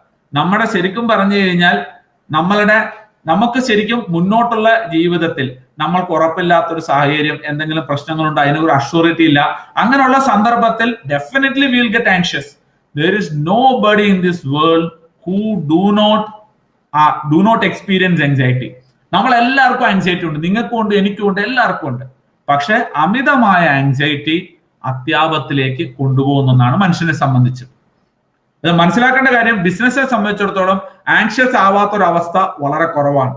ഞങ്ങൾ പൊതുവെ പറയും, what work well for the brain do not work well for the business. പലപ്പോഴും anxiety വളരെ low സ്റ്റേജിൽ ഇരിക്കുന്നതാണ് ശരിക്കും നമ്മുടെ തലച്ചോറിന്റെ പ്രവർത്തനത്തിനും ശാരീരിക മാനസിക ആരോഗ്യത്തിനും നല്ലതെങ്കിലും ബിസിനസ്സുകാരെ സംബന്ധിച്ചിടത്തോളം അത് അത്ര ഹെൽപ്ഫുൾ ആയിരിക്കില്ല. കാരണം നമ്മൾ ഇന്ന് പൊക്കോണ്ടിരിക്കുന്ന വേൾഡിന് ഐ തിങ്ക് ഓൾറെഡി മാനേജ്മെന്റ് എക്സ്പെർട്ടുകൾ കവർ ചെയ്തിട്ടുണ്ടാവും. ഇതിനെ വുക്ക വളർന്നതാണ്. കുറച്ചു കാലമായിട്ട് മിഡിൽ ഈസ്റ്റിൽ ആദ്യമായി അമേരിക്കൻ ഇൻവേഷൻ തുടങ്ങിയപ്പോൾ അവരിട്ടൊരു പേരായിരുന്നു volatile, uncertain, complex and ambiguous world എന്ന്. ശരിക്കും ഈ കൊറോണ വന്നതിന് ശേഷമാണ് നമ്മൾ ശരിക്കും എന്താണ് വുക്ക വേൾഡ് എന്ന് ശരിക്കും കാണുന്നത്. ഇപ്പൊ ഇന്നൊക്കെ ഏത് തരം ബിസിനസ് ഫീൽഡിലുള്ളവരാണെങ്കിലും other than health care or some limited industry, ഈ നാളെ എന്താണെന്ന് പറയാൻ പറ്റാത്ത അൺസർട്ടൺ ആയിട്ടുള്ള മൾട്ടിപ്പിൾ ഫാക്ടേഴ്സ് അഫക്ട് ചെയ്യുന്ന വളരെ കോംപ്ലക്സ് ആയിട്ടൊരു സിറ്റുവേഷനിലൂടെ പൊയ്ക്കൊണ്ടിരിക്കുന്നത്. സോ ഈ സിറ്റുവേഷൻ തീർച്ചയായിട്ടും വളരെയധികം സ്ട്രെസ്സേഴ്സ് നിങ്ങൾ ഉണ്ടാക്കുന്നുണ്ട്. ഇത്രയൊക്കെ ഞാൻ പറഞ്ഞത് ഇപ്പൊ പെട്ടെന്ന് ചോദിക്കുകയാണ്, ഈ സ്ട്രെസ് ഒരു വലിയ അപാര പ്രശ്നമാണ്? ഒരിക്കലുമല്ല. Moderate stress is a good friend of business. ഇതിൽ മനസ്സിലാക്കേണ്ടത് നമ്മുടെ എക്സ് ഡോട്ട്സൺ ലോ എന്ന് ഞങ്ങൾ പറയും, ഓർ ഇൻവെർട്ടഡ് യു ഹൈപ്പോത്തസിസ് എന്ന് പറയും. ശരിക്കും സ്ട്രെസ് അല്ല നമ്മുടെ പ്രശ്നം, ഡിസ്ട്രെസ് ആണ്. ശരിക്കും ഇത് ഗ്രാഫ് കാണിച്ചിരിക്കുന്നത് എങ്ങനെയാന്ന് വെച്ച് കഴിഞ്ഞാൽ നമ്മുടെ മനസ്സിന്റെ സ്ട്രെസ് ലെവലും പെർഫോമൻസും ആണ്, ഫിസിക്കൽ ഓർ മെന്റൽ പെർഫോമൻസ്. ഒട്ടും സ്ട്രെസ് ഇല്ലെങ്കിൽ നമ്മളൊക്കെ മടിയന്മാരാണ്. സ്ട്രെസ് കുറേശ്ശെ കൂടി വരുമ്പോൾ നമ്മുടെ പെർഫോമൻസും കൂടി വരും. പക്ഷെ അവിടെ ഒരു പോയിന്റ് ഉണ്ട്. ഈ പോയിന്റിനെ നമ്മൾ പറയുന്നത് സ്ട്രെസ് ബ്രേക്ക് ഡൗൺ പോയിന്റ് എന്ന് പറയും. ഈ പോയിന്റിന് അപ്പുറത്തേക്ക് സ്ട്രെസ് കൂടിയാൽ നമ്മുടെ good stress will become bad stress, or we call it as distress. നമ്മുടെ പെർഫോമൻസ് താഴെ വരും. മലയാളത്തിലൊരു ചൊല്ലുണ്ട്, വളയ്ക്കാം പക്ഷെ ഒടിക്കരുത്. നിങ്ങൾ മനസ്സിലാക്കേണ്ടത്, ഈ നോർമൽ സ്ട്രെസ് ലെവൽസ് ആർക്കും ഒരു പ്രശ്നമില്ല, പ്രൊവൈഡ് ഈ സ്ട്രെസ് ബ്രേക്ക് ഡൗൺ പോയിന്റ് കഴിഞ്ഞു പോരുത്. എന്താണ് ഇത് സ്ട്രെസ് ബ്രേക്ക് ഡൗൺ പോയിന്റ് നിശ്ചയിക്കുന്നത്? നിങ്ങളുടെ ജീവിതത്തിൽ നിങ്ങൾ ചെയ്യുന്ന പ്രാക്ടീസുകൾ, നിങ്ങൾ എടുക്കുന്ന ശാരീരിക മാനസിക വെൽനസിന് വേണ്ടി എടുക്കുന്ന കാര്യങ്ങൾ, കറക്റ്റ് ആയിട്ട് ഞാൻ ഈ പറയുന്ന കാര്യങ്ങളൊക്കെ പ്രാക്ടീസ് ചെയ്ത് പോകുന്നവരാണ് ഈ ബ്രേക്ക് ഡൗൺ പോയിന്റ് ഇങ്ങോട്ട് പോകും. So you will be more resilient towards stressful events. മറ്റൊരു കാര്യം പറയേണ്ടത് 60-30-10 റൂളാണ്. ഞാൻ വളരെ രസകരമായിട്ടൊരു സംഭവം പറഞ്ഞു കഴിഞ്ഞാൽ, നിങ്ങളുടെ ജീവിതത്തിൽ നമ്മുടെ സൈക്കോളജിക്കൽ ആൻഡ് ഫിസിക്കൽ എനർജിയുടെ 60% മാത്രമേ നിങ്ങൾ എന്ത് പ്രൊഫഷണലിൽ, എന്ത് ഓൺടർപ്രണറിൽ, എന്ത് ബിസിനസ് ആണ് ചെലവഴിക്കാവുള്ളൂ. 30% of the time you should find for relaxation and recreation in your life, and 10% you should keep it for emergency situations. Please don't forget it. ഞാൻ സ്പെസിഫിക് ആയിട്ട് പറയാൻ കാര്യം, നിങ്ങൾ 90% നിങ്ങൾ ചിലപ്പോൾ ഇടുമായിരിക്കും, നിങ്ങളെ സ്വയം നിങ്ങൾ ഓടിച്ചൊരു കച്ചവടം ചെയ്യും. ഇത് ലോങ് റണ്ണിലേക്ക് ഇത് പോകില്ല. വണ്ടി ഒരു ലോങ് റണ്ണിൽ പോകണോ ഷോർട്ട് റണ്ണിൽ പോകണോ എന്നുള്ളത് നിങ്ങൾ തീരുമാനിക്കുക.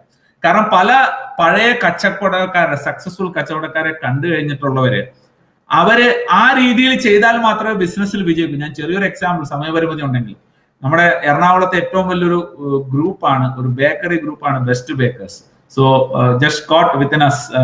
അപ്പൊ അതിന്റെ ബിജീഷേട്ടൻ ഒരു പ്രാവശ്യം ഇങ്ങനെ ഒരു പരിചയപ്പെട്ട ഒരു കാര്യം പുള്ളി പറയായിരുന്നു, എറണാകുളത്ത് ഒരു പുതുതായിട്ട് ഒരു ബേക്കറി ചെയിൻ തുടങ്ങാൻ വേണ്ടി ഒരു പയ്യൻ വിളിച്ചു.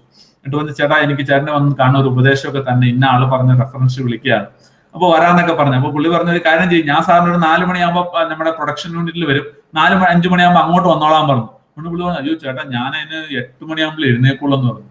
അപ്പൊ സത്യം പറഞ്ഞ ബിജേഷോട് പറയാണ്, ഞാൻ അന്നേരം ആലോചിച്ച ശരിക്കും ഇവനെ പോലുള്ളവരാണോ കച്ചവടത്തിൽ വന്നത്, അതും ബേക്കറി ഇൻഡസ്ട്രി വിജയിക്കുന്നത്. ആ വ്യക്തി ബേക്കറി ഇൻഡസ്ട്രിയിൽ ഇറങ്ങി, അയാൾ വർക്ക് ചെയ്തു, അയാൾ ഇന്നും അയാളുടെ ലൈഫ് സ്റ്റൈലൊക്കെ അങ്ങനെയൊക്കെ തന്നെയാണ്. പക്ഷെ he has more than 45 outlets. അപ്പൊ പറഞ്ഞു വന്നത്, നിങ്ങൾ നിങ്ങളെ തന്നെ ഓവർലോഡ് ചെയ്യാതെ, പലപ്പോഴും ഈ ഫസ്റ്റ് ലെവൽ ഓൺടർപ്രണേഴ്സിന്റെ ഒക്കെ കുട്ടികളാരും അവരുടെ കച്ചവടത്തിൽ വരില്ല. ഞാൻ ഈ കുറെ കൺസൾട്ട് ചെയ്തവരുടെ ഫാമിലി ബിസിനസ് ഉള്ള കണ്ടിന്യൂഷൻ ഇല്ല. കാരണം അച്ഛനും അമ്മയും ഒരു ലൈഫില്ലാതെ ഭയങ്കരമായിട്ട് എക്സ്ട്രീംലി ഇതിൽ കിടന്ന് കഷ്ടപ്പെടുന്നത് കാണുമ്പോൾ നിങ്ങളുടെ കുട്ടികൾക്ക് പിൻകാലത്ത് ഇത് എടുക്കണമെന്താ, ഇത്രയും വലിയ തലവേദനയും ജീവിതത്തിൽ വേണ്ടാന്ന് അവർ തീരുമാനിക്കും. അപ്പൊ പ്ലീസ് എൻഷുർ ദാറ്റ് ഈ ഇക്വേഷൻ നിങ്ങൾ മറന്നുപോകരുത്. സ്ട്രെസ്സും ടെൻഷനും ഒക്കെ നമുക്ക് എടുക്കാം, പക്ഷെ നമ്മുടെ ലിമിറ്റിനുള്ളിലായിരിക്കണം. ഈ ലിമിറ്റ് ഓരോ വ്യക്തിക്കും ഓരോന്നുമായിരിക്കും. ഒരാൾ എടുക്കുന്ന അത്രയും ടെൻഷൻ മറ്റൊരാൾ എടുക്കാൻ പറ്റില്ല. അതിന് ഒത്തിരി ഫാക്ടേഴ്സ് ഉണ്ട്. അപ്പൊ എന്താണ് നമ്മൾ ചെയ്യേണ്ടത്? ഞാൻ ക്വിക്കായിട്ട് ഇത്രയും കാര്യം ഞാൻ പറഞ്ഞു തന്നതിൽ നിന്ന് നിങ്ങൾ മനസ്സിലാക്കേണ്ടത്, നിങ്ങൾ if you do not manage your business stresses or any stresses in life properly, you have to pay huge cost for it. കാരണം ഒന്ന് ശാരീരികമായിട്ടുള്ള പ്രശ്നങ്ങൾ ഉണ്ടാവും, ഇല്ല മാനസികമായിട്ടുള്ള പ്രശ്നങ്ങൾ ഉണ്ടാവും. നിങ്ങളുടെ മോട്ടിവേഷൻ, നിങ്ങളുടെ കാര്യങ്ങൾക്കൊക്കെ ഇതൊരു വലിയ വിഘാതമായിരിക്കും. ഞാൻ പറയുന്ന കുറച്ച് കാര്യങ്ങൾ മാത്രം ശ്രദ്ധിക്കുക. ഫസ്റ്റ് സാധനം, ഈ വെൽനെസ്സിനെ സംബന്ധിച്ച് ഒരു MBA ആണ്, ഈ മറക്കരുത് MBA. ഫസ്റ്റ് M എന്ന് പറഞ്ഞ മെഡിറ്റേഷൻ പ്രാക്ടീസ് ആണ്. ജീവിതത്തിൽ നമ്മുടെ ഭാരതത്തിൽ വളരെ ആക്റ്റീവായിട്ട് ഒത്തിരി പ്രാക്ടീസ് ചെയ്യുന്നെങ്കിലും ഇന്ന് ഓരോരുത്തരും 1% ആളുകളെ പോലും ഇത്രയും നല്ലൊരു ടൂള് പ്രാക്ടീസ് ചെയ്യാൻ കണ്ടിട്ടില്ല. കാരണം ഇതിനെക്കുറിച്ച് വളരെ തെറ്റിദ്ധാരണകളാണ്, ശരിയായ ധാരണകളെക്കാൾ. കാരണം മെഡിറ്റേഷൻ ഒരു എന്താ പറയുക, ഒരു പ്രായമുള്ളവരുടെ ഹിന്ദുക്കളുടെ പ്രാക്ടീസ് ആണ്, അല്ലെ മെഡിറ്റേഷൻ ഒരു ഹിപ്നോട്ടിസ്. ഇപ്പൊ ഹിപ്നോസിസ് എന്നൊക്കെ പറഞ്ഞ് ഭയങ്കര തട്ടിപ്പുകളൊക്കെ ഇഷ്ടംമാരെ ഇറങ്ങി നടക്കുന്ന കാലമാണ്. അല്ലെങ്കിൽ എന്താ പറയുക, ഇത് റണ്ണിങ് അവേ ഫ്രം റിയാലിറ്റി ആണ്, ട്രാൻസ് ആണ്. അതാണ്, ഒന്നുമല്ല. മെഡിറ്റേഷൻ നിങ്ങളുടെ ബ്രെയിനിന് കൊടുക്കുന്ന ഒരു പരിശീലനമാണ്. സയന്റിഫിക് ആയിട്ടുള്ള മെഡിറ്റേഷന് ഈ 4 കാര്യങ്ങൾ മതി. Please understand. ഫസ്റ്റ്, ഒരു കാം പ്ലേസ്, ഒച്ചയും ബഹളമില്ലാത്തൊരു സ്ഥലത്തിരുന്ന് വേണം ആദ്യം മെഡിറ്റേറ്റ് ചെയ്യാനായിട്ട്. അതിനുശേഷം നിങ്ങൾ റോഡ് സൈഡിൽ ഇരുന്ന് മെഡിറ്റേറ്റ് ചെയ്യും. കാരണം നിങ്ങളുടെ തലച്ചോറിനെ പഠിപ്പിച്ചെടുക്കണം. രണ്ട്, കംഫർട്ടബിൾ ബോഡി പോസ്ചർ. യോഗയൊക്കെ പഠിച്ച് പ്രാക്ടീസ് ചെയ്യാത്തവരൊന്നും പത്മാസനത്തിൽ നിന്നൊന്നും മെഡിറ്റേറ്റ് ചെയ്യാൻ ശ്രമിക്കരുത്. പിന്നെ ആരെങ്കിലും പിടിച്ചെഴുന്നേൽപ്പിക്കാൻ വരേണ്ടി വരും. ഏറ്റവും നല്ലത് കസേര ആസനമാണ്. പതഞ്ജലി മഹർഷി ഉണ്ടായിരുന്ന സമയത്ത് ഈ കസേര ഉണ്ടായിരുന്നില്ല എന്ന് തോന്നുന്നു. ഇപ്പൊ കസേരയിൽ ഇപ്പൊ നമ്മളൊക്കെ ഇരുന്ന് നല്ല പോലെ പഠിച്ച് നല്ല കംഫർട്ടബിൾ ആയിട്ടാണ്. ഈ കസേര നിങ്ങൾ നേരത്തെ പ്രാക്ടീസുമായി നിവർന്നിരിക്കുക, കൈ രണ്ടും മലർത്തി മടിയിൽ വെക്കുക. ഞാൻ ആദ്യം പറഞ്ഞ മാതിരി ആ കാൽപാദങ്ങളിൽ മാത്രം ശ്രദ്ധിക്കുക. കാരണം ബോഡി സെൻസേഷനിൽ ശ്രദ്ധിക്കാൻ എളുപ്പമാണ് ആദ്യം. അത് കഴിഞ്ഞിട്ട് കുറച്ചും കൂടി ഡിഫിക്കൽറ്റി ഉള്ള എന്തെങ്കിലും ഒരു ഒബ്ജക്റ്റിൽ നമുക്ക് ഫോക്കസ് ചെയ്യാം. അപ്പൊ അങ്ങനെ ഗ്രൗണ്ട് ചെയ്തിട്ട് നേരെ പോയിട്ട് ആ ശ്വാസോച്ഛ്വാസത്തിൽ മാത്രം ശ്രദ്ധിച്ചിരിക്കുക. മെഡിറ്റേഷനെ സംബന്ധിച്ച് പറയുകയാണെങ്കിൽ ഇപ്പൊ ഏറ്റവും കൂടുതൽ പ്രാക്ടീസ് ഉള്ള മെഡിറ്റേറ്റിംഗ് ആപ്പാണ്. ആപ്പിലെ മെഡിറ്റേഷൻ നടക്കില്ല. മെഡിറ്റേഷൻ ഒരു സാധനവും വേണ്ട. സിമ്പിൾ ബ്രീത്തിങ് മെഡിറ്റേഷൻ ആണ് ഏറ്റവും പവർഫുള്ളും ഏറ്റവും വെൽ പ്രൂവണും ആയിട്ടുള്ളത്. മൂന്നാമത് വേണ്ട ഒരു ഒബ്ജക്റ്റ് ഓഫ് ഫോക്കസ് ആണ്. ഒബ്ജക്റ്റ് എന്ന് പറഞ്ഞാൽ എന്താ? ഒരു കാര്യത്തിൽ മാത്രം ശ്രദ്ധിക്കണം. നമ്മൾ എന്തിനാ ശ്രദ്ധിച്ചത്? ഞാൻ ആദ്യം നിങ്ങൾക്ക് പ്രാക്ടീസ് ബ്രീത്തിങ്ങിൽ മാത്രമാണ് ശ്രദ്ധിച്ചത്. ഓരോ പ്രാവശ്യം ബ്രീത്ത് ഇൻ ചെയ്തപ്പോഴും ബ്രീത്ത് ഔട്ട് ചെയ്തപ്പോഴും നമ്മൾ അതിൽ മാത്രം ശ്രദ്ധിച്ചിരിക്കുന്നു. Last what is called as consistent practice. ഇതിപ്പോ ശ്രീജിത്ത് പണിക്കരുടെ ഒരു സെഷനിൽ വന്നിരുന്ന് മെഡിറ്റേറ്റ് ചെയ്തുകൊണ്ട് ഒരു പ്രയോജനം നിങ്ങൾക്ക് കിട്ടില്ല. You have to do meditation every day. അതിന് ഏറ്റവും നല്ലത് ഹാബിറ്റ് സ്റ്റാക്കിംഗ് പ്രാക്ടീസ് ചെയ്യാണ്. എത്ര സമയം പ്രാക്ടീസ് ചെയ്യണം, എപ്പോൾ പ്രാക്ടീസ് ചെയ്യണം, എപ്പോൾ വേണേ ചെയ്യാം. രാവിലെ പല്ല് തേച്ചിട്ട് ചെയ്യാം, തേക്കാതെ ചെയ്യാം, ടോയ്ലറ്റിൽ ഇരുന്ന് വേണേൽ ചെയ്യാം, എവിടെ ഇരുന്ന് വേണമെങ്കിലും ചെയ്യാം. But please ensure that you do it for 5 to 10 minutes. ഒന്ന് ഞാൻ പറയാം, ഓവർ ഡൂയിങ് ഈ കാര്യത്തിലും നല്ലതല്ല. Please don't go behind too much in to anything. മലയാളികൾക്ക് ഒന്നും പറഞ്ഞു കൊടുക്കാൻ പറ്റില്ല. ഒന്നില്ല ആശാന്റെ നെഞ്ചത്തില്ല, കളരിക്ക് പുറത്തായിരിക്കും. അപ്പൊ പ്ലീസ് എൻഷുർ ദാറ്റ് ഒരു 5 തൊട്ട് 10 മിനിറ്റ് നിങ്ങൾ ഡെയിലി നിങ്ങൾക്ക് വേണ്ടി ചെലവഴിക്കണം. എന്താണ് ഗുണം? Meditation science, there is a book called science of meditation. ഒരു 10,300 രൂപ കൊടുത്താൽ മേടിക്കാൻ കിട്ടും. Daniel Goleman and Richard Richardson. ഇന്ത്യയിൽ വന്ന് 20 വർഷം നീണ്ട ഇന്ത്യയിൽ നിന്നും ടിബറ്റിൽ നിന്നും എല്ലാം മെഡിറ്റേഷനിൽ നല്ലപോലെ ചെയ്ത ആൾക്കാരെ സ്റ്റാൻഫോർഡിൽ കൊണ്ടുപോയി FMRI സ്റ്റഡി നടത്തി അവരുടെ ബ്രെയിൻ്റെ അനാലിസിസ് ഒക്കെ നടത്തി കണ്ടുപിടിച്ച പുസ്തകമാണ്. അതിന്റെ സ്റ്റഡി ഗ്രാഫ് ഉൾപ്പെടെ ആ പുസ്തകത്തിൽ പ്രസിദ്ധീകരിച്ചിട്ടുണ്ട്.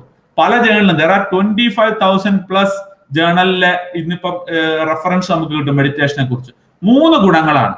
ഒന്ന്, നിങ്ങളുടെ കോൺസെൻട്രേഷൻ ലെവൽ കൂടും, ഏറ്റവും എസെൻഷ്യൽ ആയിട്ട് നമുക്ക് വേണ്ടതാണ്. 2, ബോഡി കോർട്ടിസോൾ ലെവലിനെ കുറയ്ക്കും. It is clinically proven. നിങ്ങളൊരു 100 hours ഒക്കെ മെഡിറ്റേഷൻ ചെയ്ത് കഴിഞ്ഞാൽ നിങ്ങളുടെ ബോഡി കോർട്ടിസോൾ ലെവൽ വളരെ ലോ ആയിരിക്കും. അതാണ് ഞാൻ മുൻ പറഞ്ഞ പ്രശ്നങ്ങളുടെയൊക്കെ കാരണക്കാരൻ. മൂന്നാമത്, അമിഗ്ഡാല റിയാക്ടിവിറ്റി കുറയും. അമിഗ്ഡാല ഞാൻ പറഞ്ഞ ഓർമ്മയുണ്ടാവും. പിൽക്കാലത്ത് ചെറിയ കാര്യം ഉണ്ടായാലും പെട്ടെന്ന് ടെൻഷൻ ആക്കുന്ന ആ ഭാഗത്തിന്റെ റിയാക്ടിവിറ്റി കുറഞ്ഞു വരും. ഇത് ടെക്നിക്കലി പ്രൂവൺ ആണ്. സമയപരിമിതി മൂലം കൂടുതലായിട്ട് ഞാൻ എക്സ്പ്ലെയിൻ ചെയ്യുന്നില്ല. Please go to some guru, learn one at least meditation practice which is good for you. Next, ഒരു ഒബ്ജക്റ്റിൽ മാത്രം ഫോക്കസ്. ഈ ഒബ്ജക്റ്റ് എന്തും ആവാം. ഏറ്റവും നല്ലത് ബ്രീത്തിങ് മെഡിറ്റേഷൻ തന്നെയാണ്. കൗണ്ടിങ് ഒരു ഒബ്ജക്റ്റ് ആണ്. Please practice meditation. നെക്സ്റ്റ് സാധനം ബ്രീത്ത് എക്സസൈസ് ആണ്. ബ്രീത്ത് എക്സസൈസിന്റെ ഗുണം എന്താണെന്ന് വെച്ച് കഴിഞ്ഞാൽ നിങ്ങൾ മനസ്സിലാക്കേണ്ടത്, നമ്മുടെ ബ്രീത്തിങ്ങിനെ നിയന്ത്രിക്കുന്നത് പ്രോബോട്ട്സെഞ്ചർ കോംപ്ലക്സ് എന്ന് പറഞ്ഞ ഒരു സെറ്റ് ഓഫ് ന്യൂറോൺസ് നമ്മുടെ ഈ ബോഡി ബ്രെയിനിന്റെ ഭാഗത്തിരിപ്പുണ്ട്. ഇത് നമ്മുടെ ഇമോഷണൽ ബ്രെയിനുമായിട്ട് ബന്ധപ്പെട്ടിട്ടുണ്ട്. അപ്പൊ നമ്മുടെ ശരിക്കും നമ്മുടെ ഇമോഷൻ മാറുമ്പോൾ ബ്രീത്തിങ്ങിന്റെ റേറ്റ് മാറും. അതുപോലെ തന്നെ ബ്രീത്തിങ്ങിനെ നമ്മൾ കൺട്രോൾ ചെയ്താൽ നമ്മുടെ ഇമോഷണൽ ഡിസ്ട്രെസ്സിനെ കുറയ്ക്കാൻ സാധിക്കും. പൊതുവെ 2 തരത്തിലാണ് ആൾക്കാർ ബ്രീത്ത് ചെയ്യുക. പലരും റോങ് ബ്രീത്തിങ് ആണ്. ഒന്നിനെ ക്ലാവിക്കുലർ ബ്രീത്തിങ് എന്ന് പറയും, രണ്ടാമത്തിന് ഡയഫ്രമാറ്റിക് ബ്രീത്തിങ് എന്ന് പറയും. നമുക്ക് ജസ്റ്റ് ഒന്ന് ചെക്ക് ചെയ്ത് നോക്കാം. I will just finish in 5 minutes. Okay, നിങ്ങൾ കൈ രണ്ടും, ഒരു കൈ എടുത്തിട്ട് നെഞ്ചിൽ വയ്ക്കുക, ഒരു കൈ വയറിന്റെ മേലെ വയ്ക്കുക. വെച്ചിട്ട് ഒരു 3 പ്രാവശ്യം നല്ലപോലെ ശ്വാസം അകത്തോട്ട് എടുത്തൊന്ന് വെളിയിലോട്ട് വിടുക. Take 3 deep breath. ആ കൈകളുടെ മൂവ്മെന്റ് ഒന്ന് ശ്രദ്ധിക്കുക.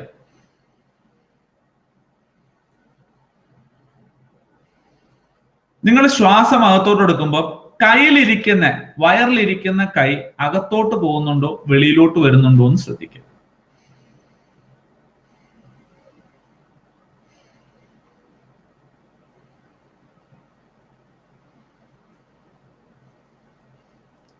നിങ്ങൾ ഒരു 20% ആൾക്കാരുടെ കൈ ശ്വാസം അകത്തോട്ട് എടുക്കുമ്പോൾ അകത്തോട്ടായിരിക്കും പോകുന്നത്. ഇത് റോങ് ബ്രീത്തിങ് ആണ്. കാരണം അപ്പർ പാർട്ട് ഓഫ് ലങ്സ് ഉപയോഗിച്ച് മാത്രമാണ് നിങ്ങൾ ബ്രീത്ത് ചെയ്യുന്നത്. ഇനി ചെയ്യേണ്ടത്, അത്രക്കാരെ കറക്റ്റ് ചെയ്യണേ, നാളെ രാവിലെ ഇരുന്നിട്ട് കൈ രണ്ടും ഇങ്ങനെ വെച്ചിട്ട് വേണം എന്ന് വെച്ച് കൈ വെളിയിലോട്ട് പോകണം എന്ന് കണ്ട് വയറ് വെളിയിലോട്ട് തള്ളുന്നവരെ, നമ്മുടെ അബ്ഡോമൻ ശരിക്കും എയർ എടുക്കുമ്പോൾ ഡയഫ്രാം താഴോട്ട് വരുമ്പോൾ പുറത്തോട്ട് തള്ളണം. ഈ രീതിയിൽ ഒന്ന് ബ്രീത്ത് ചെയ്ത് പരിശീലിക്കും. എന്ത് ബ്രീത്തിങ് എക്സസൈസും നിങ്ങൾക്ക് നല്ലതാണ്. ഒരു ടെൻഷൻ അല്ല അപ്സെറ്റ് ഉണ്ടാവുന്ന സമയത്ത് നല്ലപോലെ ഡീപ് ബ്രീത്ത് എടുത്ത് മെല്ലെ വിട്ട് കഴിഞ്ഞാൽ that it self is quite relaxing. ഇല്ലെങ്കിൽ നിങ്ങൾ ചെയ്ത് പരിശീലിക്കേണ്ട ബ്രീത്ത് എക്സസൈസ്, പ്രാണായാമം മുതലായ കാര്യങ്ങളൊക്കെ പഠിക്കാൻ സാധിക്കുന്നവർ വളരെ നല്ലതാണ്. ഒന്നുമില്ലെങ്കിലും എവിടെയെങ്കിലും നേരെ ഇരിക്കുക. ഇൻഹേൽ വിത്ത് സൗണ്ട്, എക്സേൽ വിത്തൗട്ട് സൗണ്ട് ഏറ്റവും നല്ല ബ്രീത്ത് ടെക്നിക്കാണ്. ഞാൻ ഇത് മാത്രമേ പ്രാക്ടീസ് ചെയ്യാറുള്ളൂ. നേരെ ഉള്ളിലോട്ട് ആവുന്നത്ര ശക്തിയിൽ നിങ്ങളുടെ ചെവിയിൽ ശബ്ദം കേൾക്കുന്ന പോലെ തന്നെ ബ്രീത്ത് ഇൻ ചെയ്യുക. മെല്ലെ നിങ്ങളുടെ ചെവിക്ക് ശബ്ദം കേൾക്കാതെ ബ്രീത്ത് ഔട്ട് ചെയ്യുക. ഇതൊരു 5 പ്രാവശ്യം ചെയ്യുക. കുറച്ചു നേരം ഇരിക്കുക. വീണ്ടും ഒരു 5 പ്രാവശ്യം ഇരിക്കുക. ഇതിന്റെ ഒത്തിരി ഗുണങ്ങളുണ്ട്. ഒന്ന്, ഇമോഷണൽ സ്റ്റെബിലിറ്റി കൂട്ടാൻ സഹായിക്കും. 2, ബ്ലഡിലെ ഓക്സിജൻ ലെവലിന്റെ അളവ് കൂട്ടാൻ സഹായിക്കും. മൂന്നാമത്തത്, എപ്പോഴെങ്കിലും നമ്മൾ ഡിസ്ട്രസ്ഡ് ആകുമ്പോൾ ബ്രീത്തിങ് ഉപയോഗിച്ച് നമ്മളെ റിലാക്സ് ചെയ്യാൻ നമ്മളെ സഹായിക്കും. ഈ ഹാൻഡ് ഓൺ ചെസ്റ്റ് ചെയ്യാം. Any type of breath exercise good for you. Last, aerobic exercise ആണ്. ഈ എയറോബിക് എക്സസൈസിലേക്ക് പറഞ്ഞു വരുമ്പോൾ എല്ലാവർക്കും അറിയാം ഇതിന്റെ ഗുണങ്ങളെ കുറിച്ച്. പക്ഷെ there is something, എത്രത്തോളം ചെയ്യണം? 150 മിനിറ്റ് എയറോബിക് എക്സസൈസ് ഒരാഴ്ച മതി. മീൻസ് ഒരു ദിവസം, എല്ലാ ദിവസവും ചെയ്താൽ 20 മിനിറ്റ് എയറോബിക് എക്സസൈസ്. ഞാൻ പറഞ്ഞ വണ്ണം കുറയ്ക്കാനോ ഫാറ്റ് കുറയ്ക്കാനോ ഉള്ളവരല്ല, നോർമൽ ബോഡി ഇതുള്ളവർക്ക്. നമുക്ക് വേണ്ടത് ലോ ഇമ്പാക്ട് മീഡിയം ഇന്റൻസിറ്റി വർക്കൗട്ടുകളാണ്. 2 ലോ ഇമ്പാക്ട് മീഡിയം ഇന്റൻസിറ്റി വർക്കൗട്ടുകളാണ് നമുക്ക് നല്ലത്. ഒന്ന് പറയുന്നത് സ്വിമ്മിങ്, 2 ബ്രിസ്ക് വാക്കിംഗ്. എന്താണ് ഇതിന്റെ ഗുണങ്ങൾ? നമ്മൾ എയറോബിക് എക്സസൈസ് ചെയ്യുമ്പോൾ സെറോട്ടോണിൻ, എൻഡോർഫിൻ 2 കോമ്പൗണ്ടുകൾ, നമ്മുടെ 2 ഹോർമോണുകൾ ബോഡിയിൽ റിലീസ് ചെയ്യും. സെറോട്ടോണിൻ നമ്മുടെ ഹാപ്പിനെസ് കെമിക്കലാണ്. ലോ സെറോട്ടോണിൻ ലെവലാണ് ഡിപ്രഷൻ ഉണ്ടാക്കുന്നത്. എൻഡോർഫിൻ നമ്മുടെ വെൽബീയിങ് ഫീൽ ഉണ്ടാക്കുന്ന ബോഡിയുടെ പെയിൻ കില്ലറാണ്. ഇതുകൊണ്ട് തന്നെയാണ് ഇപ്പൊ നാടൊട്ടുക്ക് മാരത്തൺ മാനിയാണ് അല്ലെ, സൈക്ലിംഗ് ടീമോ ഓട്ടം. കാരണം അവർ ഒരു 2-3 കിലോമീറ്റർ ഓടിക്കഴിയുമ്പോൾ അവർക്ക് കിട്ടുന്ന ഒരു ഭയങ്കര ഒരു എനർജി, ഒരു മെന്റൽ വെൽനെസ് അതിന്റെ പാർട്ടാണ്. ഇതിനെ റണ്ണേഴ്സ് ഹൈ എന്നാണ് പറയുന്നത്. Please understand the last one, action create emotion. Emotion എന്നുള്ള വാക്ക് വന്ന മോട്ടേറി എന്നുള്ള ലാറ്റിൻ വെർബിൽ നിന്നാണ്. അതിന്റെ meaning to act or restrain from an act എന്നാണ്. ശരിക്കും പറഞ്ഞാൽ നിങ്ങൾക്കറിയാം, എന്ത് ഇമോഷൻ വന്നാലും തൊട്ട് പുറം ഒരു ആക്ഷൻ കമ്പോണുണ്ട്. ദേഷ്യം വന്ന് നമ്മളെങ്ങനെ പെരുമാറും, സങ്കടം വന്ന ഒരു ആക്ഷൻ നമ്മൾ പിൻവാങ്ങും. ദാറ്റ് മീൻസ് ഇമോഷൻ എങ്ങനെ ആക്ഷനെ ക്രിയേറ്റ് ചെയ്യുന്നു, ആക്ഷന് തിരിച്ച് ഇമോഷനെ ക്രിയേറ്റ് ചെയ്യാനുള്ള കഴിവുണ്ട്. വിവിധ ആക്ഷൻ ഓറിയന്റഡ് ടെക്നിക്സുകളുണ്ട് നിങ്ങളുടെ ഇമോഷണൽ ബാലൻസ്. ഏറ്റവും നല്ലത്, എപ്പോഴെങ്കിലും ടെൻഷനോ അപ്സെറ്റ് ആണെങ്കിൽ ഒരിടത്ത് ഇരിക്കരുത്, ഗോ ഫോർ എ വാക്ക്. ഏറ്റവും സിമ്പിൾ ആയിട്ടാണ്. ഓഫീസിൽ ഇരുന്ന്, നിങ്ങളുടെ ക്യാബിനിൽ ഇരുന്ന് നിങ്ങൾ അപ്സെറ്റ് ആയിരുന്ന എന്നേലും നല്ലത്, please go for a walk, go for A stretch. You will immediately see there is a change. കാരണം നിങ്ങളുടെ ഹോർമോണൽ ചേഞ്ചുകൾ ഉണ്ടാക്കുന്നതുകൊണ്ടാണ്. മറ്റൊരു കാര്യം, ശരീരത്തില് 2 ഫ്ലൂയിഡ് സിസ്റ്റം ഉണ്ട്. ഒന്ന് ബ്ലഡും 2 ലിംഫും ആണ്. പക്ഷെ മനുഷ്യൻ ഒരു നോമഡിക് സ്പീഷീസ് ആയിരുന്നു അല്ലെ, ഇങ്ങനെ ഊരുദണ്ഡികളായിട്ട് നടന്ന ജീവികളാണ്. നമുക്ക് ഹൃദയം എന്ന് പറഞ്ഞാൽ ഒരു പമ്പ് മാത്രമേ ഉള്ളൂ, അത് ബ്ലഡിനാണ്. ലിംഫാറ്റിക് വെസലിലാണ് നമ്മളുടെ ഇമ്മ്യൂൺ സിസ്റ്റത്തിന്റെയും നമ്മുടെ സെല്ലുലർ സപ്ലിമെന്റും വേസ്റ്റ് റിമൂവലൊക്കെ ചെയ്യുന്നത്. ഇത് വർക്ക് ചെയ്യണ മസ്കുലർ കോൺട്രാക്ഷൻ ആൻഡ് എക്സ്പാൻഷൻ ഉണ്ടാവും. ഞാൻ പറഞ്ഞത് ഏറ്റവും എസെൻഷ്യൽ ആദ്യത്തെ സ്റ്റെപ്പ് MBA ആണ്. 1 meditation, breath exercise and physical exercise. എത്ര സമയം വേണം? 10 മിനിറ്റ്, 5 to 10 മിനിറ്റ് മെഡിറ്റേറ്റ് ചെയ്യാൻ, ഒരു 10-30 മിനിറ്റ് ഒന്ന് ബ്രിസ്ക് വാക്കിംഗ് എന്തെങ്കിലും എക്സസൈസ് ചെയ്യാൻ, അതിനുശേഷം ഒരു 10 മിനിറ്റ് എടുത്ത് ഒന്ന് ബ്രീത്ത് എക്സസൈസ് ചെയ്യുക. മൊത്തം 40 മിനിറ്റ് ആണ്. ഈ 40 മിനിറ്റ് നിങ്ങൾക്ക് നിങ്ങളുടെ ജീവിതത്തിൽ ചെലവഴിക്കാനുണ്ടെങ്കിൽ നിങ്ങളുടെ ഫിസിക്കൽ ആൻഡ് മെന്റൽ വെൽനെസ്സിന് വലിയൊരു മുതൽക്കൂട്ടാണ്. Next, mind your sleep. നമ്മൾ സ്ലീപ്പിനെ ഒത്തിരി പറഞ്ഞു, ഇതൊരു വലിയ സബ്ജക്റ്റ് ആണ്. നമ്മൾ പലപ്പോഴും പലർക്കും അറിയാൻ മേലാത്ത കാര്യം, ഈ ഉറക്കം ആൾക്കാർ വിചാരിച്ചിരിക്കുന്നത് നമ്മൾ കിടന്നു ഉറങ്ങി എഴുന്നേറ്റു, അങ്ങനെയല്ല. നമ്മൾ സ്ലീപ്പ് സൈക്കിൾസ് ആയിട്ടാണ് ഉറങ്ങുന്നത്. ശരിക്കും 2 തരം സ്ലീപ്പ് ഉണ്ട്. ഒന്ന് ഡീപ് സ്ലീപ്പ് എന്ന് പറയുന്ന ബോഡി റിപ്പയർ സ്ലീപ്പും, റം സ്ലീപ്പ് എന്ന് പറയുന്ന മൈൻഡ് റിപ്പയർ സ്ലീപ്പും. ഇത് രണ്ടും ഉണ്ട്. വിശദമായിട്ട് പറയാൻ സമയമില്ല. ഉറക്കമാണ് ഏത് സ്ട്രെസ്ഫുൾ എപ്പിസോഡുകളും ജീവിതത്തിൽ നിന്ന് നിങ്ങളെ സേഫ് ഗാർഡ് ചെയ്യാൻ നിങ്ങളെ ഹെൽപ്പ് ചെയ്യുന്ന ഏറ്റവും എഫക്റ്റീവ് ടൂൾ. പലരും വ്യക്തമായിട്ട് ഉറങ്ങുന്നില്ല. ഉറക്കം സംബന്ധിച്ച് 2 കാര്യങ്ങളുണ്ട്. ഒന്ന് quality of sleep, 2 quantity of sleep. Quality of sleep എന്ന് പറഞ്ഞാൽ എന്താണ്? ഉറങ്ങി എഴുന്നേറ്റാൽ ഉറങ്ങിയതായ ഒരു ഫീലിംഗ് നിങ്ങൾക്ക് കിട്ടുന്നുണ്ടോ? പലപ്പോഴും 2 തരം പ്രശ്നങ്ങളാണ് ഹയർ സ്ട്രെസ് ഉള്ളവർ അനുഭവിക്കുക. ഒന്നില്ലേ ഇൻസോംനിയ, അല്ലെങ്കിൽ ഹൈപ്പർ സോംനിയ. ഇൻസോംനിയ എന്ന് പറഞ്ഞാൽ കിടന്ന ഉറക്കം കിട്ടില്ല, ഇല്ല ഉറങ്ങിക്കഴിഞ്ഞാൽ ഒരു 2-3 മണിക്കൂർ കഴിഞ്ഞ് എഴുന്നേറ്റ് പോരും. ഹൈപ്പർ സോംനിയ എന്ന് പറഞ്ഞാൽ എത്ര നേരം കിടന്ന് ഉറങ്ങിയാലും ഉറങ്ങിയതായിട്ടുള്ള ഫീലിംഗ് ഉണ്ടാവില്ല. ഈ പറയുന്ന കാര്യങ്ങളൊന്ന് ശ്രദ്ധിക്കുക. ആദ്യം, റൂം ടെമ്പറേച്ചറും ആംബിയന്റ് നോയ്സും ആണ്. ഒരു 22-24 ഡിഗ്രി സെൽഷ്യസ് AC ഒക്കെ സെറ്റ് ചെയ്താൽ നല്ല ഉറക്കം കിട്ടും. ആംബിയന്റ് നോയ്സ്, കൂട്ടത്തിൽ ആർക്കെങ്കിലും കൂർക്കം വലിയുള്ള പാർട്ണറൊക്കെയാണ് ഒരു ഇയർ പ്ലഗ് മേടിച്ച് വയ്ക്കുക. ആംബിയന്റ് നോയ്സുകൾ എപ്പോഴും നമ്മുടെ ഡിസ്റ്റർബ് ചെയ്യും sleep quality. Quality of mattress. പലപ്പോഴും ഇന്ത്യക്കാര് കല്യാണ സമയത്താണ് ഒരു മെത്ത വാങ്ങിക്കുക. അത് തന്നെ കിടന്ന് മരിക്കണം നിർബന്ധ ബുദ്ധിയുള്ളതാണ്. ഈ മെത്ത പണ്ടത്തെമാരുള്ള മെത്തല്ല, നമ്മളത് ഉണക്കാനോ വെയിലത്തിടാനോ ശ്രദ്ധിക്കില്ല. അറ്റ്ലീസ്റ്റ് 4-5 വർഷം കൂടുമ്പോൾ ഇതെടുത്ത് മാറ്റുക. നെക്സ്റ്റ്, 8 hours സ്ലീപ്പാണ് വേണ്ടത് till at the age of 40-45. 6 hours continuous sleep കിട്ടണം. കിടന്നാൽ 6 മണിക്കൂർ കഴിഞ്ഞ് എഴുന്നേറ്റാൽ that means you have a good quality sleep. അത് മൂത്രമൊഴിക്കാനാണെങ്കിലും. Take care of lighting. നമ്മൾക്ക് ഉറങ്ങേണ്ട സമയമാണെന്ന് നമ്മുടെ തലച്ചോറിന് ആ സൈക്കിളിനെ നിശ്ചയിക്കുന്നത് നമ്മുടെ കണ്ണിലേക്ക് ലൈറ്റ്, സൂര്യപ്രകാശം കിട്ടാത്തപ്പോഴാണ്. നമുക്ക് മൂന്നാം കണ്ണെന്ന് പറഞ്ഞ ഒരു അവയവമുണ്ട്, ഒരു ഗ്ലാൻഡ് ഉണ്ട്, അതിനെ പറയുന്ന പീനൈൽ ഗ്രന്ഥി എന്നാണ്. ഈ പീനൈൽ ഗ്രന്ഥി ഇരിക്കുന്ന കണ്ണിൽ നിന്നാണ് വയറ് പോയിട്ടുള്ളത്. ഇപ്പൊ രാത്രിയിൽ സൂര്യപ്രകാശം പോയി കഴിഞ്ഞാൽ ഈ പീനൈൽ ഗ്രന്ഥി മെലാട്ടോണിൻ എന്ന് പറഞ്ഞൊരു സാധനം സെക്രീറ്റ് ചെയ്യും. മെലാട്ടോണിൻ എത്രത്തോളം സെക്രീറ്റ് ചെയ്യുന്നുണ്ടോ നിങ്ങളുടെ ഡീപ്പ് സ്ലീപ്പും റം സ്ലീപ്പും നന്നായിരിക്കും. അപ്പൊ ശരിക്കും പറഞ്ഞാൽ ഇന്നത്തെ വലിയ പ്രശ്നം, ഉറങ്ങുന്ന ഒരാൾക്കാർ ഇത് മേലോട്ട് നോക്കിയിരിക്കുകയാണ്.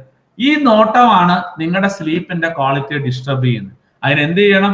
പ്ലീസ് എൻഷുർ ടുഡേ ഓൺവേർഡ്സ് ഉറങ്ങുന്നതിന് 1 മണിക്കൂർ മുമ്പ് ഡിജിറ്റൽ ഡിവൈസിൽ നിന്നുള്ള ലൈറ്റ് കണ്ണിൽ അടിക്കില്ല എന്ന് ഉറപ്പായിക്കോ. നിങ്ങളുടെ quality of sleep immediate improve ആയിക്കോ. കാപ്പി ചായ കുടിക്കുന്നവരാണ്, please don't drink coffee or tea 3 to 4 hours before sleep. കാരണം കെഫീനും തിയോഫിലിനും ഒരിക്കലും ബ്രെയിൻ വേവിനെ ലോവർ ലെവലിൽ കൊണ്ടുവരാൻ സമ്മതിക്കില്ല. ഉറക്കം വരാതെ ഇന്നും തൊട്ട് കട്ടിലെ കിടക്കണ്ട. ഉറക്കം വന്നില്ലേ ഒരു കോച്ചിലോ എവിടെയെങ്കിലും ഒന്ന് മേലെ ഇരുന്ന്, അല്ലെങ്കിൽ ഈ പറഞ്ഞ ഇന്നത്തെ EDPയുടെ നോട്ട്സ് ഒക്കെ ഉണ്ടാവുമല്ലോ, പലതരത്തിലുള്ള പല കോച്ചുകൾ പറഞ്ഞ്, അതൊക്കെ ഒന്ന് വായിച്ചു നോക്കുക. അന്നേരം മാത്രം കട്ടിലെ കയറി കിടക്കാം. See our brain make association with everything. Please ensure that നിങ്ങളൊരു അസോസിയേഷൻ ഉണ്ടാക്കണം. നിങ്ങൾ ലേ ഡൗൺ ചെയ്താൽ ഉറങ്ങാനാണെന്ന് തലച്ചോറിനെ കൊണ്ട് തോന്നിക്കണം. എയറോബിക് എക്സസൈസ്, ഞാൻ ഈ പറഞ്ഞ നമ്മൾ ശാരീരികമായിട്ട് നല്ല അധ്വാനമുള്ള ദിവസം എല്ലാവരും സുഖമായിട്ട് ഉറങ്ങും. എന്തുകൊണ്ടാ? ഞാൻ പറഞ്ഞിരുന്നു, എയറോബിക് എക്സസൈസിന് സെറോട്ടോണിൻ എന്ന ഹോർമോൺ ഉണ്ടാക്കും. മെലാട്ടോണിൻ ഉണ്ടാക്കുന്ന റോ മെറ്റീരിയൽ സെറോട്ടോണിൻ ആണ്. ശരീരത്തിൽ സെറോട്ടോണിൻ ഇല്ലെങ്കിൽ മെലാട്ടോണിൻ പ്രൊഡ്യൂസ് ചെയ്യില്ല. അപ്പൊ തീർച്ചയായിട്ടും ഈ സ്ട്രെസ്, ടെൻഷൻ, ആങ്സൈറ്റി ഉള്ളവർക്ക് ലോ സെറോട്ടോണിൻ ആണ്. അപ്പൊ തീർച്ചയായിട്ടും മെലാട്ടോണിൻ ഡെഫിസിറ്റ് അവർക്ക് ഉണ്ടാവും. റെഗുലർ ആയിട്ട് ഫിസിക്കൽ വർക്ക്ഔട്ട് ചെയ്താൽ it will improve your sleep quality also. Next സാധനം വൈറ്റമിൻ സി ആൻഡ് ഡി ആണ്. എത്രത്തോളം ബിസിനസ് പ്രൊഫഷനിൽ ഇരിക്കുന്നവരാണോ നിങ്ങൾ, ഈ 2 വൈറ്റമിനെ മറന്നുപോരും. Daily vitamin rich intake, especially citrus fruits മുതലായ നിങ്ങൾ കഴിച്ചിരിക്കണം. കാരണം ഈ ബിസിനസ്സിൽ എടുക്കുന്ന, അല്ല നിങ്ങളുടെ ഓൺടർപ്രണർഷിപ്പ് എടുക്കുന്ന സ്ട്രെസ്സിനെ, അതിന്റെ കോമ്പൗണ്ടിങ് എഫക്റ്റിനെ റിവേഴ്സ് ചെയ്യാൻ കഴിവുള്ള ആന്റി സ്ട്രെസർ ആണ് വൈറ്റമിൻ സി. രണ്ടാമത്തെ വൈറ്റമിൻ ഡി ആണ്. വൈറ്റമിൻ ഡി കിട്ടുന്ന എന്ത് ചെയ്യണം? ഭക്ഷണം കഴിക്കണം കേട്ടോ. വെയിൽ കൊണ്ടാൽ മാത്രം വൈറ്റമിൻ ഡി കിട്ടില്ല, ബോഡി കൊളസ്ട്രോൾ ആണ് കൺവേർട്ട് ചെയ്യുന്നത്. വൈറ്റമിൻ ഡി ഹോർമോണൽ റെഗുലേഷനെയും നമ്മുടെ കോൺസെൻട്രേഷൻ, ലേണിംഗ് ആൻഡ് മെമ്മറിയുടെയും ഏറ്റവും ഇമ്പോർട്ടന്റ് ആണ്. അതാണ് കുട്ടികൾ, വെയിൽ കൊള്ളാത്ത കുട്ടികൾക്ക് കോൺസെൻട്രേഷൻ കിട്ടില്ല, പഠിച്ചിട്ട് ഓർമ്മയിരിക്കില്ല, പ്രശ്നങ്ങളുണ്ട്. നിങ്ങളെ സംബന്ധിച്ച് വളരെ അത്യാവശ്യമുള്ളതാണ്. രാവിലെ ഇച്ചിരി വെയിലുള്ള സമയത്ത് ഇറങ്ങി നടന്നു കഴിഞ്ഞാൽ വേറെ ഒന്നും ചെയ്യേണ്ട, automatically to secrete. Last and least വെള്ളം. ഇന്ന് മലയാളികളുടെ ആരോഗ്യ പ്രശ്നങ്ങളുടെ ഏറ്റവും വലിയ പ്രശ്നം വെള്ളാടിയുടെ കൂടുതലും വെള്ളം കൂടിയുടെ കുറവുമാണ്. ഇത് പറയാതറിയില്ല. നിങ്ങളുടെ ശരീരത്തിന്റെ 65% വാട്ടറാണ്, മസിലുകളുടെ 75% വാട്ടറാണ്, ബ്രെയിനിന്റെ 85% വാട്ടറാണ്. 2.5 തൊട്ട് 3.5 ലിറ്റർ വെള്ളം ഒരു ദിവസം നിങ്ങൾ കുടിച്ചിരിക്കും. സ്വന്തമായിട്ടൊരു വാട്ടർ ബോട്ടിൽ മേടിച്ചു വയ്ക്കുക. രാവിലെ ഒരു 500 ml വെള്ളം വെറും വയറ്റിൽ കുടിച്ചിരിക്കണം. അത് വാട്ടർ തെറാപ്പി എന്നൊക്കെ പറഞ്ഞ് 1.5 ലിറ്റർ ഒന്നും കുടിച്ചത് ഓവർ ആക്കരുത്. എല്ലാത്തിനും മിതത്വമാണ് ജീവിതത്തിൽ നല്ലത്. ഒരു ബോട്ടിൽ സ്വന്തമായിട്ട് വയ്ക്കുക. നിങ്ങൾ എവിടെ പോയാലും keep a bottle with you. 2.5 to 3.5 litre water with your body weight പ്രൊപ്പോർഷനിൽ കുടിക്കുക. ഇതൊന്നും ശ്രദ്ധിക്കാനായിട്ട് അധികം ബുദ്ധിമുട്ടുള്ള കാര്യങ്ങളല്ല. ഞാൻ പറഞ്ഞ meditation, breath exercise, physical exercise, sleep quality ensure ചെയ്യുക, vitamin C and D supply regular ആയിട്ട് ഉണ്ടാവുക. Last I talk about NF, നിങ്ങളുടെ ശരീരത്തിന്റെ ബോഡി ഭാരത്തിനും ഫിസിക്കൽ ആക്ടിവിറ്റിക്ക് അനുസൃതമായിട്ട് വെള്ളം കുടിക്കുക. ലാസ്റ്റ് ഒരു കാര്യം, നിങ്ങളുടെ ഒരു സുഹൃത്ത് ആരെങ്കിലും വന്ന് നിങ്ങളോട് ഒരു കാര്യം പറയാണ്, ഒരു പ്രശ്നമുണ്ട്, ഒരു ടെൻഷനുണ്ട്, ഒരു പ്രോബ്ലം ഉണ്ടെന്ന് പറയാം, നമ്മൾ എന്ത് ചെയ്യും? നമ്മൾ അവരോട് ചോദിക്കും. എനിക്ക് ഇന്ററാക്ട് ചെയ്യാൻ പറ്റാത്തതുകൊണ്ടാണ് ഞാൻ ഇങ്ങനെ പോകുന്നത് കേട്ടോ, വൺ സൈഡ് അടിച്ചു തെറ്റിച്ച് പോകണം. നമ്മൾ എന്ത് പറയും? നമ്മൾ പറയും എന്താണ് അതിന്റെ പ്രശ്നം, അതിന്റെ ഒരു സൊല്യൂഷൻ ഉണ്ട്. മറ്റുള്ളവരുടെ പ്രോബ്ലം സോൾവ് ചെയ്യാൻ ബഹുമിടുക്കന്മാരാണ് നമ്മൾ, ശരിയല്ലേ? പക്ഷെ സ്വന്തം പ്രശ്നം വരുമ്പം ഇതിനുള്ള ബുദ്ധി എവിടെ പോയെന്ന് നമുക്കറിയില്ല. എന്തുകൊണ്ടാണ് ഇങ്ങനെ സംഭവിക്കുന്നത്? Please understand, it is nothing else other than amygdala hijack. പലരും എൻ്റെ അടുത്ത് വന്ന് പറയും, സാറേ എൻ്റെ കുടുംബത്തിലും എൻ്റെ സുഹൃത്തുക്കൾ, കച്ചവടക്കാർക്കൊക്കെ ഞാനാണ് പറഞ്ഞു കൊടുക്കണ ഒരു വഴി, പക്ഷെ എൻ്റെ പ്രശ്നത്തിന് മാത്രം എനിക്കൊരു പ്രോബ്ലം കിട്ടുന്നില്ലെന്ന് പറയും. അതെന്തുകൊണ്ടാണ് അങ്ങനെ വരുന്നത്? നമ്മൾ സ്ട്രെസ് നമ്മുടെ തലച്ചോറിനെ എഫക്ട് ചെയ്യുന്ന സമയത്ത് യുക്തിഭദ്രമായിട്ട് നമ്മുടെ തലച്ചോറ് വർക്ക് ചെയ്യില്ല. അപ്പൊ ആ സമയത്ത് എന്ത് ചെയ്യണം? Please don't hesitate to ask for help. സുഹൃത്തുക്കളെ, ഇന്ന് പല ഓൺട്രപ്രണേഴ്സിലും ശരിക്കും സക്സസ്ഫുൾ ആയിട്ടുള്ള, ഞാൻ കേരളത്തിലെ ഒട്ടും വലിയ വലിയ ഓർഗനൈസേഷന്റെ ട്രെയിനറാണ്. അവരൊക്കെ ഇപ്പൊ രാവിലെ നമ്മുടെ ഏറ്റവും വലിയ ടോപ്പായിട്ട്, ഞാൻ പേര് പറയുന്നില്ല, അവരുടെയൊക്കെ സ്ഥാപനത്തിൽ ട്രെയിൻ ചെയ്ത് എന്നെ കണ്ടു പറയും, പണിക്കർ നമുക്കൊന്ന് വൈകുന്നേരം ഒന്ന് കാണാൻ കേട്ടോ എന്ന് പറയും. എന്തിനാ? ഏതായാലും ട്രെയിനിങ്ങിന് പൈസ തന്നെ, ഫ്രീ ആയിട്ട് കുറെ ടിപ്പ് മേടിക്കാനാണ്. അവർക്ക് സഹായം ചോദിക്കാൻ ഒരു മടിയില്ല. ഈ സാധാരണക്കാരായ നമുക്കാണ് ഭയങ്കര ഫീലിങ്ങും കാര്യങ്ങളും. സുഹൃത്തുക്കളെ, നമ്മുടെ ജീവിതത്തിൽ പല സമയത്തും പല കാര്യങ്ങളും സ്ട്രക്കപ്പ് ആവും. നമ്മൾ അതിൽ സ്ട്രെസ്ഡ് ആവും. ചിലപ്പോൾ ഒരു വഴി നമ്മളെ കാണിക്കില്ല, കാരണം നമ്മുടെ തലച്ചോറിന്റെ പ്രവർത്തനം എങ്ങനെയാണ്. അതിനുള്ള വഴി എന്താണ്? Please ask for help. നമ്മൾ ഈ പറയുന്ന കാറ്റഗറി മനുഷ്യരാണ് നിങ്ങളെങ്കിൽ ഒരിക്കലും നിങ്ങൾ ആരോടും ഹെൽപ്പ് ചോദിക്കണ്ട. ഇവർക്കൊക്കെ അവരുടെ പ്രശ്നങ്ങൾ സോൾവ് ചെയ്യാൻ കഴിവുള്ളവരാണ്. എനിക്ക് തോന്നണം ഈ EDP പ്രോഗ്രാം ഓഫ് CIMSMയിൽ ഇരിക്കുന്ന എല്ലാവരും ഈ പറഞ്ഞ കാറ്റഗറി ആൾക്കാരായിരിക്കില്ല. ഇവർ പൊതുവെ അവരുടെ ജെട്ടി വെളിയിലിട്ടാണ് കാണുക. നമ്മളൊക്കെ നേരെ തിരിച്ചാണല്ലോ. We all are common man. We all have problems in life, especially in business life. Please understand, when you are struck up, when you are little out, please look for a help. ആരോടെങ്കിലും ചോദിക്കാം. ഇന്ന് കേരളത്തിലാണ് 1 കിലോമീറ്ററിൽ 1 square കിലോമീറ്ററിൽ 800+ ആൾക്കാരുണ്ട്. അത് ചിലപ്പോൾ നിങ്ങൾ ചോദിക്കുന്ന സഹായം ഒരു കൺസൾട്ടന്റിന്റെയോ അല്ല ഒരു എക്സ്പോർട്ടിന്റെ സൈക്കോളജിസ്റ്റ് ഒന്നും വേണമെന്നില്ല. ചിലപ്പോൾ നിങ്ങളുടെ ഓഫീസിലെ എന്താ പറയാ, നമ്മുടെ ഏറ്റവും ലോവസ്റ്റ് ലെവൽ എംപ്ലോയി പോലും സാറേ നമുക്ക് ഇങ്ങനെ ചെയ്താൽ പോരെയും ചോദിക്കും. എപ്പോഴും എന്തുകൊണ്ടാണ് ഗ്രൂപ്പ് മീറ്റിംഗ്സിലും കൂടുതൽ നമ്മൾ കേൾക്കുകയും മറ്റുള്ളവരുടെ ആശയങ്ങൾ ഉൾക്കൊള്ളുകയും ചെയ്യുന്നത്? പലപ്പോഴും നമ്മളെ ഹെൽപ്പ് ചെയ്യും. പക്ഷെ നിങ്ങളൊരു പ്രശ്നത്തിൽ വരികയാണെങ്കിൽ please don't hesitate to ask for help. പലപ്പോഴും ചോദിക്കണമെന്ന് വെക്കും, പിന്നെ വേണ്ടാന്ന് വെക്കും. ഇതുമാതിരി ഒരു ലിസ്റ്റ് ഉണ്ടാക്കി വെക്കാം. എന്താണ് എന്റെ പ്രോബ്ലം, ഇപ്പൊ ആരോട് ഹെൽപ്പ് ചോദിക്കണം? ഇന്നിപ്പോ ഇവിടെയൊക്കെ കുറെ EDPയിൽ കുറെ ആൾക്കാരെ കണ്ടിട്ടുണ്ടാവും അല്ലെ, കോച്ചസിനെയൊക്കെ. അപ്പൊ അവരെയൊക്കെ വിളിച്ച് ചോദിക്കണം എന്നുള്ളവര് എന്ന് ചോദിക്കണം വളരെ ഇമ്പോർട്ടന്റ് ആണ്. നമ്മളൊക്കെ ഭയങ്കര പ്രോക്രാസ്റ്റിനേഷൻ എക്സ്പെർട്ടുകളാണ്. Please don't resolve to that. ഒരാളോട് ചോദിച്ചൊരു ഉത്തരം കിട്ടിയില്ലേ, അടുത്ത ആളോട് ചോദിക്കാം. There should be always an option B. Please ask for help. Last emotional catharsis ആണ്. സുഹൃത്തുക്കളെ, നിങ്ങൾക്ക് വിഷമം പ്രശ്നങ്ങൾ ഉണ്ടെങ്കിൽ ഒരു വ്യക്തിയോടെങ്കിലും ജീവിതത്തിൽ തുറന്നു പറയും. പ്രോബ്ലം സോൾവ് ആയാലും ഇല്ലേലും. ഞാനൊരു എന്റെ ഒരു മറക്കാത്ത ഒരു എക്സ്പീരിയൻസ് ആണ്. ഈ കഴിഞ്ഞ 2019 ഇവിടുത്തെ ഒരു വലിയ ഒരു നല്ല പോലെ ഒരു 25 crores ഒക്കെ ബിസിനസ് ചെയ്യുന്ന ഒരാള് എന്നെ വിളിച്ചിട്ട് പറഞ്ഞു, സാർ ഇങ്ങനെ ഒരു അപ്പോയിന്റ്മെന്റ് വേണം, എനിക്ക് 2.5 മണിക്കൂർ സമയം വേണോ എന്നൊക്കെ പറഞ്ഞു. നമ്മൾ അത്രയും വേണം. ഞാൻ 2 സ്ലോട്ട് അപ്പോയിന്റ്മെന്റ് കൊടുത്തിട്ടാണ് എന്റെ ക്ലിനിക്കിൽ പുള്ളിക്ക് അപ്പോയിന്റ്മെന്റ് കൊടുക്കുന്നത്. പുള്ളി വന്നിരുന്നിട്ട് ഞാൻ പുള്ളിയോട് ചെയ്തത് തെറാപ്പിയാണ്. തെറാപ്പി എന്ന് പറഞ്ഞാൽ പുള്ളി പറയണ കാര്യം ഞാൻ കേൾക്കുക. ഈ 2.5 മണിക്കൂർ അദ്ദേഹം നിർത്താതെ എന്നോട് സംസാരിച്ചുകൊണ്ടിരിക്കും. 2.5 മണിക്കൂർ കഴിഞ്ഞിട്ട് പുള്ളി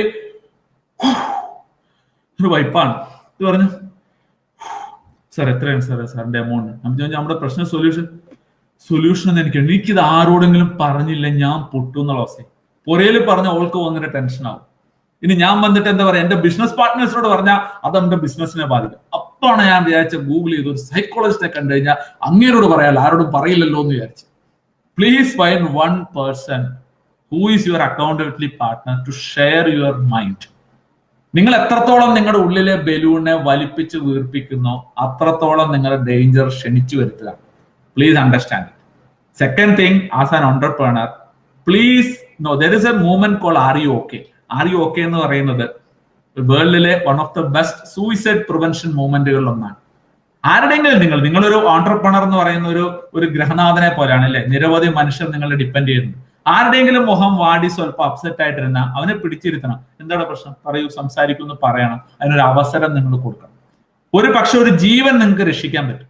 ഞാൻ ഇതുമാതിരി ഒരു ഓണ്ടർപ്രണർ വേദിയിൽ ഇങ്ങനെ കൊറോണയ്ക്ക് മുമ്പാണ് ഞാൻ സംസാരിക്കുന്ന സമയത്ത് ഒരു അറ്റൻഡ് ചെയ്തുകൊണ്ടിരുന്ന ബിസിനസ്സിലുള്ള ഒരു women, she was started having tears. അപ്പൊ ഞാൻ ചോദിച്ചു, എന്താ madam, why you get upset so fast? പറഞ്ഞു, സാറേ എന്നോടൊന്ന് സാറിന്റെ അത് ഒരു 2-3 മണിക്കൂർ പ്രോഗ്രാം ആയിരുന്നു കേട്ടോ, ഇതുമാതിരി 20 മിനിറ്റിനൊന്നുമല്ല. അപ്പൊ അവർ പറഞ്ഞു, സാറിന്റെ സെഷൻ ഞാൻ നേരത്തെ കേൾക്കണമായിരുന്നു. ഞാൻ എന്ത് പറ്റിയെന്ന് ചോദിച്ചു. സാർ എന്റെ കടയിൽ ഒരു നല്ല മിടുക്കിയായിട്ടുള്ള സെയിൽസ് ഗേൾ ഉണ്ടായിരുന്നു സാർ. അവള് നല്ല മിടുക്കിയായിരുന്നു, ചെറുപ്പക്കാരിയാണ്. പക്ഷെ ഒരാഴ്ച വന്നപ്പോൾ അവൾക്ക് ഭയങ്കര എന്തോ ഒരു അപ്സെറ്റ്, അവൾ ആകെ അത്ര മൂഡ് ശരിയല്ല എന്ന് എനിക്ക് തോന്നി. പക്ഷെ ഞാനത് വിട്ടു കളഞ്ഞു, ഭയങ്കര തിരക്കായിരുന്നു സാർ. കാരണം ഞാൻ പിന്നെ പിള്ളേരല്ലേ, ഈ പ്രായമല്ലേ, ഒക്കെ ശരിയാവും. പക്ഷെ അടുത്ത ആഴ്ച അവൾ വന്നില്ല സാർ. എന്ത് പറ്റിയെന്ന് ചോദിച്ചു. അവൾ ആ ഞായറാഴ്ച തൂങ്ങിയെന്നു. ഒരു പക്ഷെ ഞാൻ അവളെ പിടിച്ചിരുത്തി ഒന്ന് സംസാരിച്ചിരുന്നെങ്കിൽ ഒരു പക്ഷെ ഒരു ജീവൻ എനിക്ക് രക്ഷിക്കാൻ സാധിക്കുമായിരുന്നു. I feel so bad about that എന്ന് പറയാം. ഫ്രണ്ട്സ്, പ്ലീസ് അണ്ടർസ്റ്റാൻഡ്, നിങ്ങൾക്കൊക്കെ വലിയൊരു ഉത്തരവാദിത്വമുണ്ട്. ഈ കണ്ണും ഈ 2 കണ്ണും 2 ചെവിയിൽ നിന്നിൽ ഒരെണ്ണമെങ്കിലും ചുറ്റുപാടും നിങ്ങളുടെ സ്ഥാപനത്തിലെ മനുഷ്യരുടെ കാര്യത്തിലും നിങ്ങളുടെ ബിസിനസ്സിലുള്ള മറ്റു സുഹൃത്തുക്കളുടെ കാര്യത്തിലും ഒരു പങ്ക് നിങ്ങൾ കൊടുക്കണം, മറക്കാതെ. That will definitely save you a lot. So ഞാൻ പറഞ്ഞ കാര്യങ്ങൾ സ്ട്രെസ് അഥവാ ടെൻഷൻ അഥവാ വെൽനസ് എന്നുള്ളത് നിങ്ങൾ വളരെയധികം ഇമ്പോർട്ടൻസ് കൊടുക്കേണ്ട കാര്യമാണ്. ഈ 3 കാര്യങ്ങളും മറക്കരുത്. ഈ 3 കാര്യം ചെയ്യാൻ 40 മിനിറ്റ് മതി. നിങ്ങൾക്ക് ഒരുവിധപ്പെട്ട വലിയ പ്രശ്നങ്ങളിൽ പോയി എത്താതെ ഇത് സഹായിക്കും. ദെൻ ഈ 3 കാര്യങ്ങൾ നിങ്ങൾ ശ്രദ്ധിച്ചാൽ നിങ്ങൾക്ക് ഈ 6 കാര്യങ്ങളെങ്കിലും മിനിമം, ഞാൻ പറഞ്ഞത് വളരെ കൂടുതലായിട്ട് തോട്ട് ലെവൽ, അതിന് പോകാനുള്ള സമയമൊന്നും എൻ്റെ കയ്യിലില്ല, അതുകൊണ്ടാണ്. തീർച്ചയായിട്ടും ഈ മിനിമം 6 കാര്യങ്ങൾ ശ്രദ്ധിക്കുക. ജീവിതത്തിൽ 2 ആറ്റിറ്റ്യൂഡ് വയ്ക്കുക. പലപ്പോഴും നമ്മളൊരു പ്രോബ്ലം ടെൻഷൻ ഇരിക്കുമ്പോൾ നമ്മുടെ ബ്രെയിൻ വിൽ നോട്ട് സപ്പോർട്ട്. ഇത് നിങ്ങളുടെ മാത്രമല്ല, എന്റെയും കാര്യം അങ്ങനെ തന്നെയാണ്. പക്ഷെ please ask for help. Second thing, please share with others. ചിലവർക്ക് മറ്റുള്ളവരോട് തുറന്ന് പറയാൻ മടിയുണ്ടാവും, അല്ല അതിന്റെ സേഫ്റ്റി കൺസേൺ ഉണ്ടാവും. Buy a diary and write your thoughts. Journaling is one of the best technique. Please understand, best investment is self investment. നിങ്ങളാണ് നിങ്ങളുടെ ഏറ്റവും വലിയ അസറ്റ്. ഇതിനെ പ്രൊട്ടക്ട് ചെയ്യാതെ നിങ്ങൾ എന്ത് കാര്യത്തിന് ഇറങ്ങി തിരിച്ചാലും എനിക്ക് തോന്നുന്നില്ല അതത്ര ശുഭകരമായ ഒരവസ്ഥയിലായിരിക്കും പിൽക്കാലത്ത് എത്തുക എന്നുള്ളത്. So thank you so much for your so the time. I think I have exceeded my time too much. I am so sorry. It's almost 1 hour. Almost 1 hour ആയി നമ്മൾ സെഷൻ തുടങ്ങിയിട്ട്. ഇതുവന്ന് കേട്ടതിൽ നിന്ന് എന്തെങ്കിലും കുറച്ച് കാര്യങ്ങളെങ്കിലും നിങ്ങൾക്ക് കിട്ടിയിട്ടുണ്ടാവുമെന്ന് വിചാരിക്കുന്നു. So please start practice in your life. Thank you so much. Over to Sarita. Thank you, sir. It was such a wonderful session. Actually, സമയം കഴിഞ്ഞു പോയതൊന്നും ഞങ്ങൾ അറിഞ്ഞില്ല. സാറ് കൂടുതൽ സമയം എടുത്തു ഞങ്ങൾക്ക് ഫീൽ ചെയ്തില്ല, തീർന്നല്ലോ എന്നായി പോയി. Was really such an amazing session. Thank you so much, sir, for your valuable session. Thank you very much. സാറിന് ചാറ്റ് ബോക്സ് കണ്ടാൽ കാണാം, ഒരുപാട് ഫീഡ്ബാക്ക് വന്നിട്ടുണ്ട്. സാറ് ചാറ്റ് ബോക്സ് വായിച്ചു നോക്കിയാൽ അറിയാൻ പറ്റും. It was very, very useful for us. Thank you so much. So നമ്മൾ ഇവിടെ 5 ദിവസത്തെ EDP ഇവിടെ സമാപ്തി കുറിക്കുകയാണ്. നമ്മളുടെ ചെയർമാന്റെ വാക്കുകൾ നമുക്ക് തുടക്കത്തിൽ കേൾക്കാൻ സാധിച്ചില്ല. നമ്മളോട് EDP അവസാനിക്കുന്നതിന് മുമ്പായിട്ട് സംസാരിക്കുന്നതിനായി നമ്മുടെ ചെയർമാൻ നമ്മുടെ കൂടെ ചേർന്നിട്ടുണ്ട്. So I invite Mrs. Sushil Kumar Valapil, Kerala chairman, to address the gathering. Over to you, Sushil Kumar Valapil. Thank you, Sarita. Thank you very much.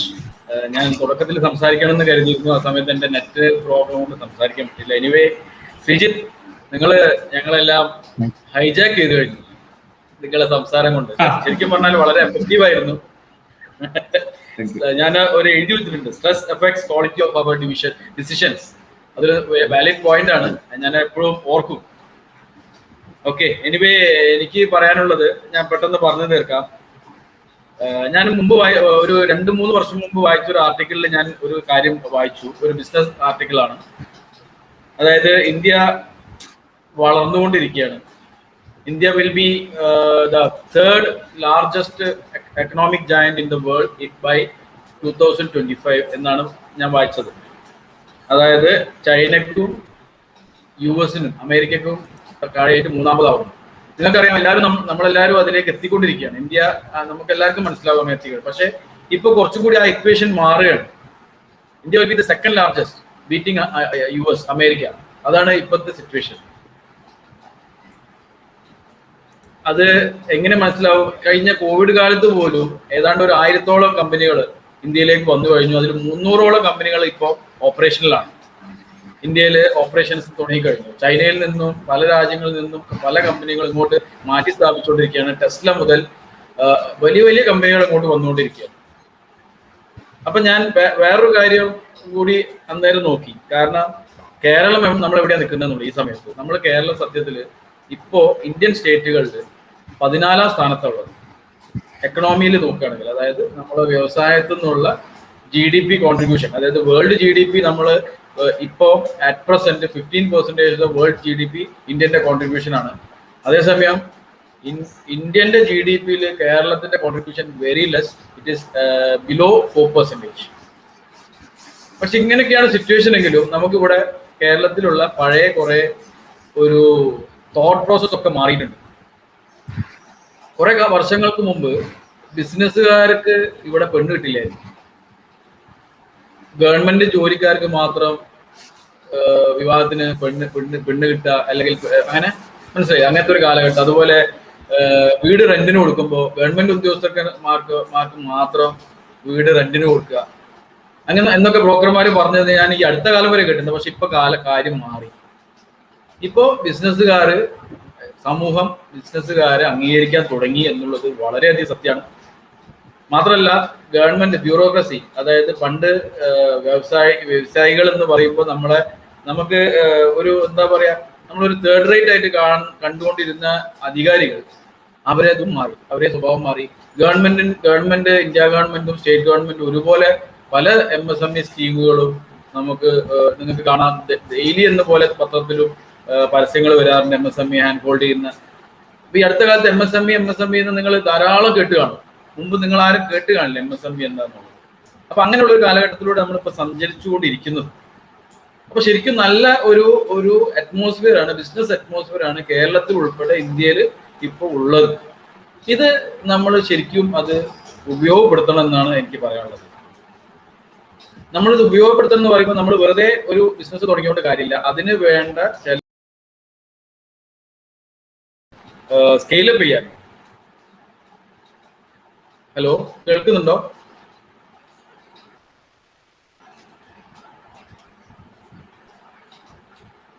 Hello, കേൾക്കുന്നുണ്ടോ? കേൾക്കാം. അപ്പൊ നമ്മൾ ഒരു ബിസിനസ് സ്റ്റാർട്ട് ചെയ്യാനും അതേപോലെ ഉള്ള ബിസിനസിനെ സ്കെയിലപ്പ് ചെയ്യാനും ഉയർത്താനും അത് ഉന്നതങ്ങളിലേക്ക് എത്തിക്കാനും ഒരു ഗ്ലോബൽ നിലവാരത്തിലേക്കോ നാഷണൽ നിലവാരത്തിലേക്ക് എത്തിക്കാനും നമുക്ക് കുറെ ഇൻഗ്രീഡിയൻസ് വേണം. അതാണ് ഞങ്ങൾ ഈ കഴിഞ്ഞ 5 ദിവസമായിട്ട്, ഇന്നത്തോടു കൂടി 5 ദിവസമായിട്ട് നമ്മൾ ചെയ്തുകൊണ്ടിരുന്ന ഒരു ചെറിയ ഒരു സംരംഭം, ഒരു തുടക്കം. CIMSME കേരള കൗൺസിലിന്റെ ഒരു തുടക്കമാണിത്. വലിയ സബ്ജക്റ്റുകളാണ് നമ്മൾ സംസാരിച്ചുകൊണ്ടിരിക്കുന്നത്. ഈ ചെറിയ 2 മണിക്കൂർ ഉള്ള ചെറിയൊരു സമയ ഇടവേളയിൽ നമ്മൾ വലിയ ഇന്ന് ശ്രീജിത്ത് പറഞ്ഞത് അതൊരു ദിവസം മുഴുവൻ എടുക്കാനുള്ള സെഷനാണ്. ഷിബു കോട്ടയിലെ അതൊന്നും ഒരു അരമണിക്കൂറിൽ പറഞ്ഞു തീർക്കാവുന്നില്ല. എന്നിരുന്നാലും അതിന്റെ ഒരു ഇൻട്രൊഡക്ഷൻ കൊടുക്കാൻ പറ്റി എന്നുള്ളത് ഒരു ചെയർമാൻ എന്ന നിലയിലും കേരള കൗൺസിലും അഭിമാനിക്കാൻ പറ്റുന്ന ഒരു സംഗതിയാണ്. എന്തായാലും നന്നായിരുന്നു എന്നാണ്. എല്ലാ പാർട്ടിസിപ്പൻസിന്റെ കുറവ് കുറച്ചുണ്ടെങ്കിലും എന്നിരുന്നാലും നമ്മൾ അത് വളരെ നന്നായി മുന്നോട്ട് പോയി എന്നുള്ളതാണ് എനിക്ക് മനസ്സിലാക്കാൻ കഴിഞ്ഞത്. എന്തായാലും ഇതുപോലുള്ള പരിപാടികൾ, പ്രോഗ്രാംസ്, സെഷൻസ് ഇനിയും നമ്മളുണ്ടാവും. അപ്പോൾ നിങ്ങൾക്ക് എന്ത് സംശയത്തിനും ഞങ്ങളെ സമീപിക്കാവുന്നതാണ്. ഞാനോ അല്ലെങ്കിൽ ഞങ്ങളെ കൗൺസിൽ മെമ്പേഴ്സിനെയോ സമീപിക്കാവുന്നതാണ്. മാത്രമല്ല ഒരു ഓഫർ കൂടി ഞാൻ തുടക്കത്തിൽ പറഞ്ഞിരുന്നു. ഈ സെഷനിൽ ഈ 5 ദിവസവും എല്ലാ ദിവസവും പങ്കെടുത്ത പാർട്ടിസിപ്പൻസിൽ നിന്ന് നമ്മൾ കുറച്ച് പേരെ തെരഞ്ഞെടുത്തിട്ട് അവരെ ഒരു ലോങ് ടൈം ബേസിസിൽ ഹാൻഡ് ഹോൾഡ് ചെയ്യാൻ, അവരെ മെന്റർ ചെയ്യാൻ ഞങ്ങൾ തയ്യാറാണ്. അപ്പൊ ആ ഒരു ലിസ്റ്റ് ഔട്ട് ചെയ്യുന്നുണ്ട്. എന്നിട്ട് അവരെ ബന്ധപ്പെടുന്നതാണ്. അവർക്ക് വേണ്ട ബിസിനസ് സംരംഭം തുടങ്ങാനാണെങ്കിൽ അങ്ങനെ, ഇല്ല തുടങ്ങിയ സംരംഭത്തിന് മുന്നോട്ട് കൊണ്ടുപോകാനാണ് അങ്ങനെ, അത് ഞങ്ങൾ ചെയ്യുന്നതാണ്. അതുപോലെ ഇതിന്റെ ഫിസിക്കൽ വേർഷൻസും ഉടനെ വരുന്നതാണ്. അതായത് EDP ഫിസിക്കൽ വേർഷൻസ് നമ്മൾ ഡിസ്ട്രിക്ട് വൈസ് ചെയ്യാനും ഉദ്ദേശിക്കുന്നുണ്ട്. ഇതൊക്കെ പിന്നീട് വരുന്നതാണ്.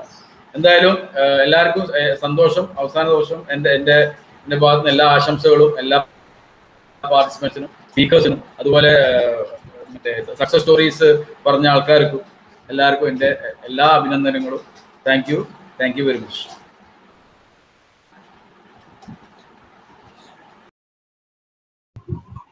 Thank you, Sushil sir. Thank you for your valuable words. ഇനി നമ്മുടെ സെഷൻ എൻഡ് ചെയ്യുന്നതിനായി വോട്ട് ഓഫ് താങ്ക്സിനായി നമ്മുടെ ഡയറക്ടർ ജനറൽ ആനിഷിൻ തോമസിനെ ക്ഷണിച്ചുകൊള്ളുന്നു. Over to you, Annie.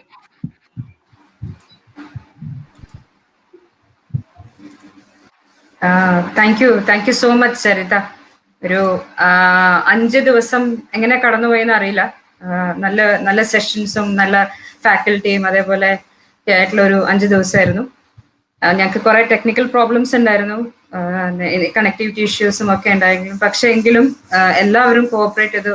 എൻ്റെ സ്പെഷ്യൽ താങ്ക്സ് ഫാക്കൽറ്റിക്ക്. കാരണം അവർക്കായിരുന്നു ഏറ്റവും ഡിസ്റ്റർബൻസസ് വന്നുകൊണ്ടിരുന്നത്. നമ്മളിങ്ങനെ ഇടയ്ക്കിടയ്ക്ക് പ്രസന്റേഷൻ ശരിയാവുന്നില്ല, പ്രസന്റേഷൻ കാണുന്നില്ല എന്നൊക്കെ പറയുമ്പോൾ. I'd like to thank Mr. Ramesh Krishnan, Ms. Sarita Nair, Mr. Shajin Mohammed, Mr. CB Chandi, Ms. Sonia Rajesh, Mr. Jaydev Menon, Mr. Divakaran, Mr. Hariharan Unni, Mr. Abhilash Narayanan, Advocate Dr. Shibu, C. Ashwin, Mr. Srijit Panikar, ഇവരെ faculty, ഇവരെല്ലാവർക്കും ഞങ്ങളുടെ എന്താ പറയുക whole ഫാമിലിയുടെ heart felt gratitude and thanks for spending your time and teaching us so many things. എത്ര ചെറിയ ടൈമിൽ നിങ്ങൾ പല ഇമ്പോർട്ടൻറ്റ് കാര്യങ്ങൾ നിങ്ങൾ തന്നെ കട്ട് ഷോട്ട് ചെയ്ത് ഞങ്ങൾക്ക് വേണ്ടിയിട്ട് ടൈം സ്പെൻഡ് ചെയ്തതിന്. പിന്നെ സക്സസ് സ്റ്റോറീസ് ത്രൂ ഞങ്ങളെ ഇൻസ്പയർ ചെയ്യുന്നതിൽ mister Joby, mister Sharabil, mister Shareef, mister Prem Shekhar, ഇവർക്കും ഞങ്ങളുടെ പ്രത്യേക താങ്ക്സ്. മിസ്റ്റർ അനുപ്രസാദ് ആളുടെ ഷെയറിങ്ങിന്. ഏതൊരു പരിപാടിയും ഒരു ടീമില്ലാതെ ഫ്രണ്ടിലേക്ക് പോകാൻ പറ്റില്ല. പക്ഷെ ഈ ടീമിന്റെ ഏറ്റവും മുകളിൽ നിന്നിരുന്നത് ഞങ്ങളുടെ chairperson, state chairperson mister Sushil Kumar വളപ്പിലാണ്. സുശീൽജിയാണ് എല്ലാ ഫാക്കൽറ്റിയെ കോർഡിനേറ്റ് ചെയ്തത്, ഗസ്റ്റിനെ കൊണ്ടുവന്നത്, എല്ലാം സുശീൽജിയുടെ റെസ്പോൺസിബിലിറ്റി ആയിരുന്നു. ഏറ്റവും ഭംഗിയായിട്ട് ചെയ്തു.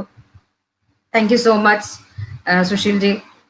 സരിത, നിങ്ങൾ കുറച്ച് ദിവസങ്ങളായിട്ട് സരിതയെ കാണുന്നുണ്ട്. സരിതയാണ് ഓവറോൾ ആയിട്ട് ഈ EDPയുടെ മോഡ്യൂൾസ് മുഴുവൻ സെറ്റ് ചെയ്തത്. Thank you so much Sarija for all the work that you done.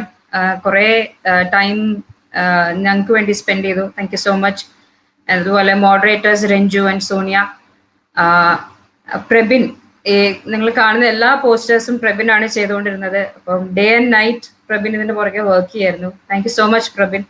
And my chairpersons Ajit and Priya Menon, thank you so much for supporting all of us, and to all the members, thank you so much for being a part of this, and thank you attendees, thank you so much. Good night and God bless you.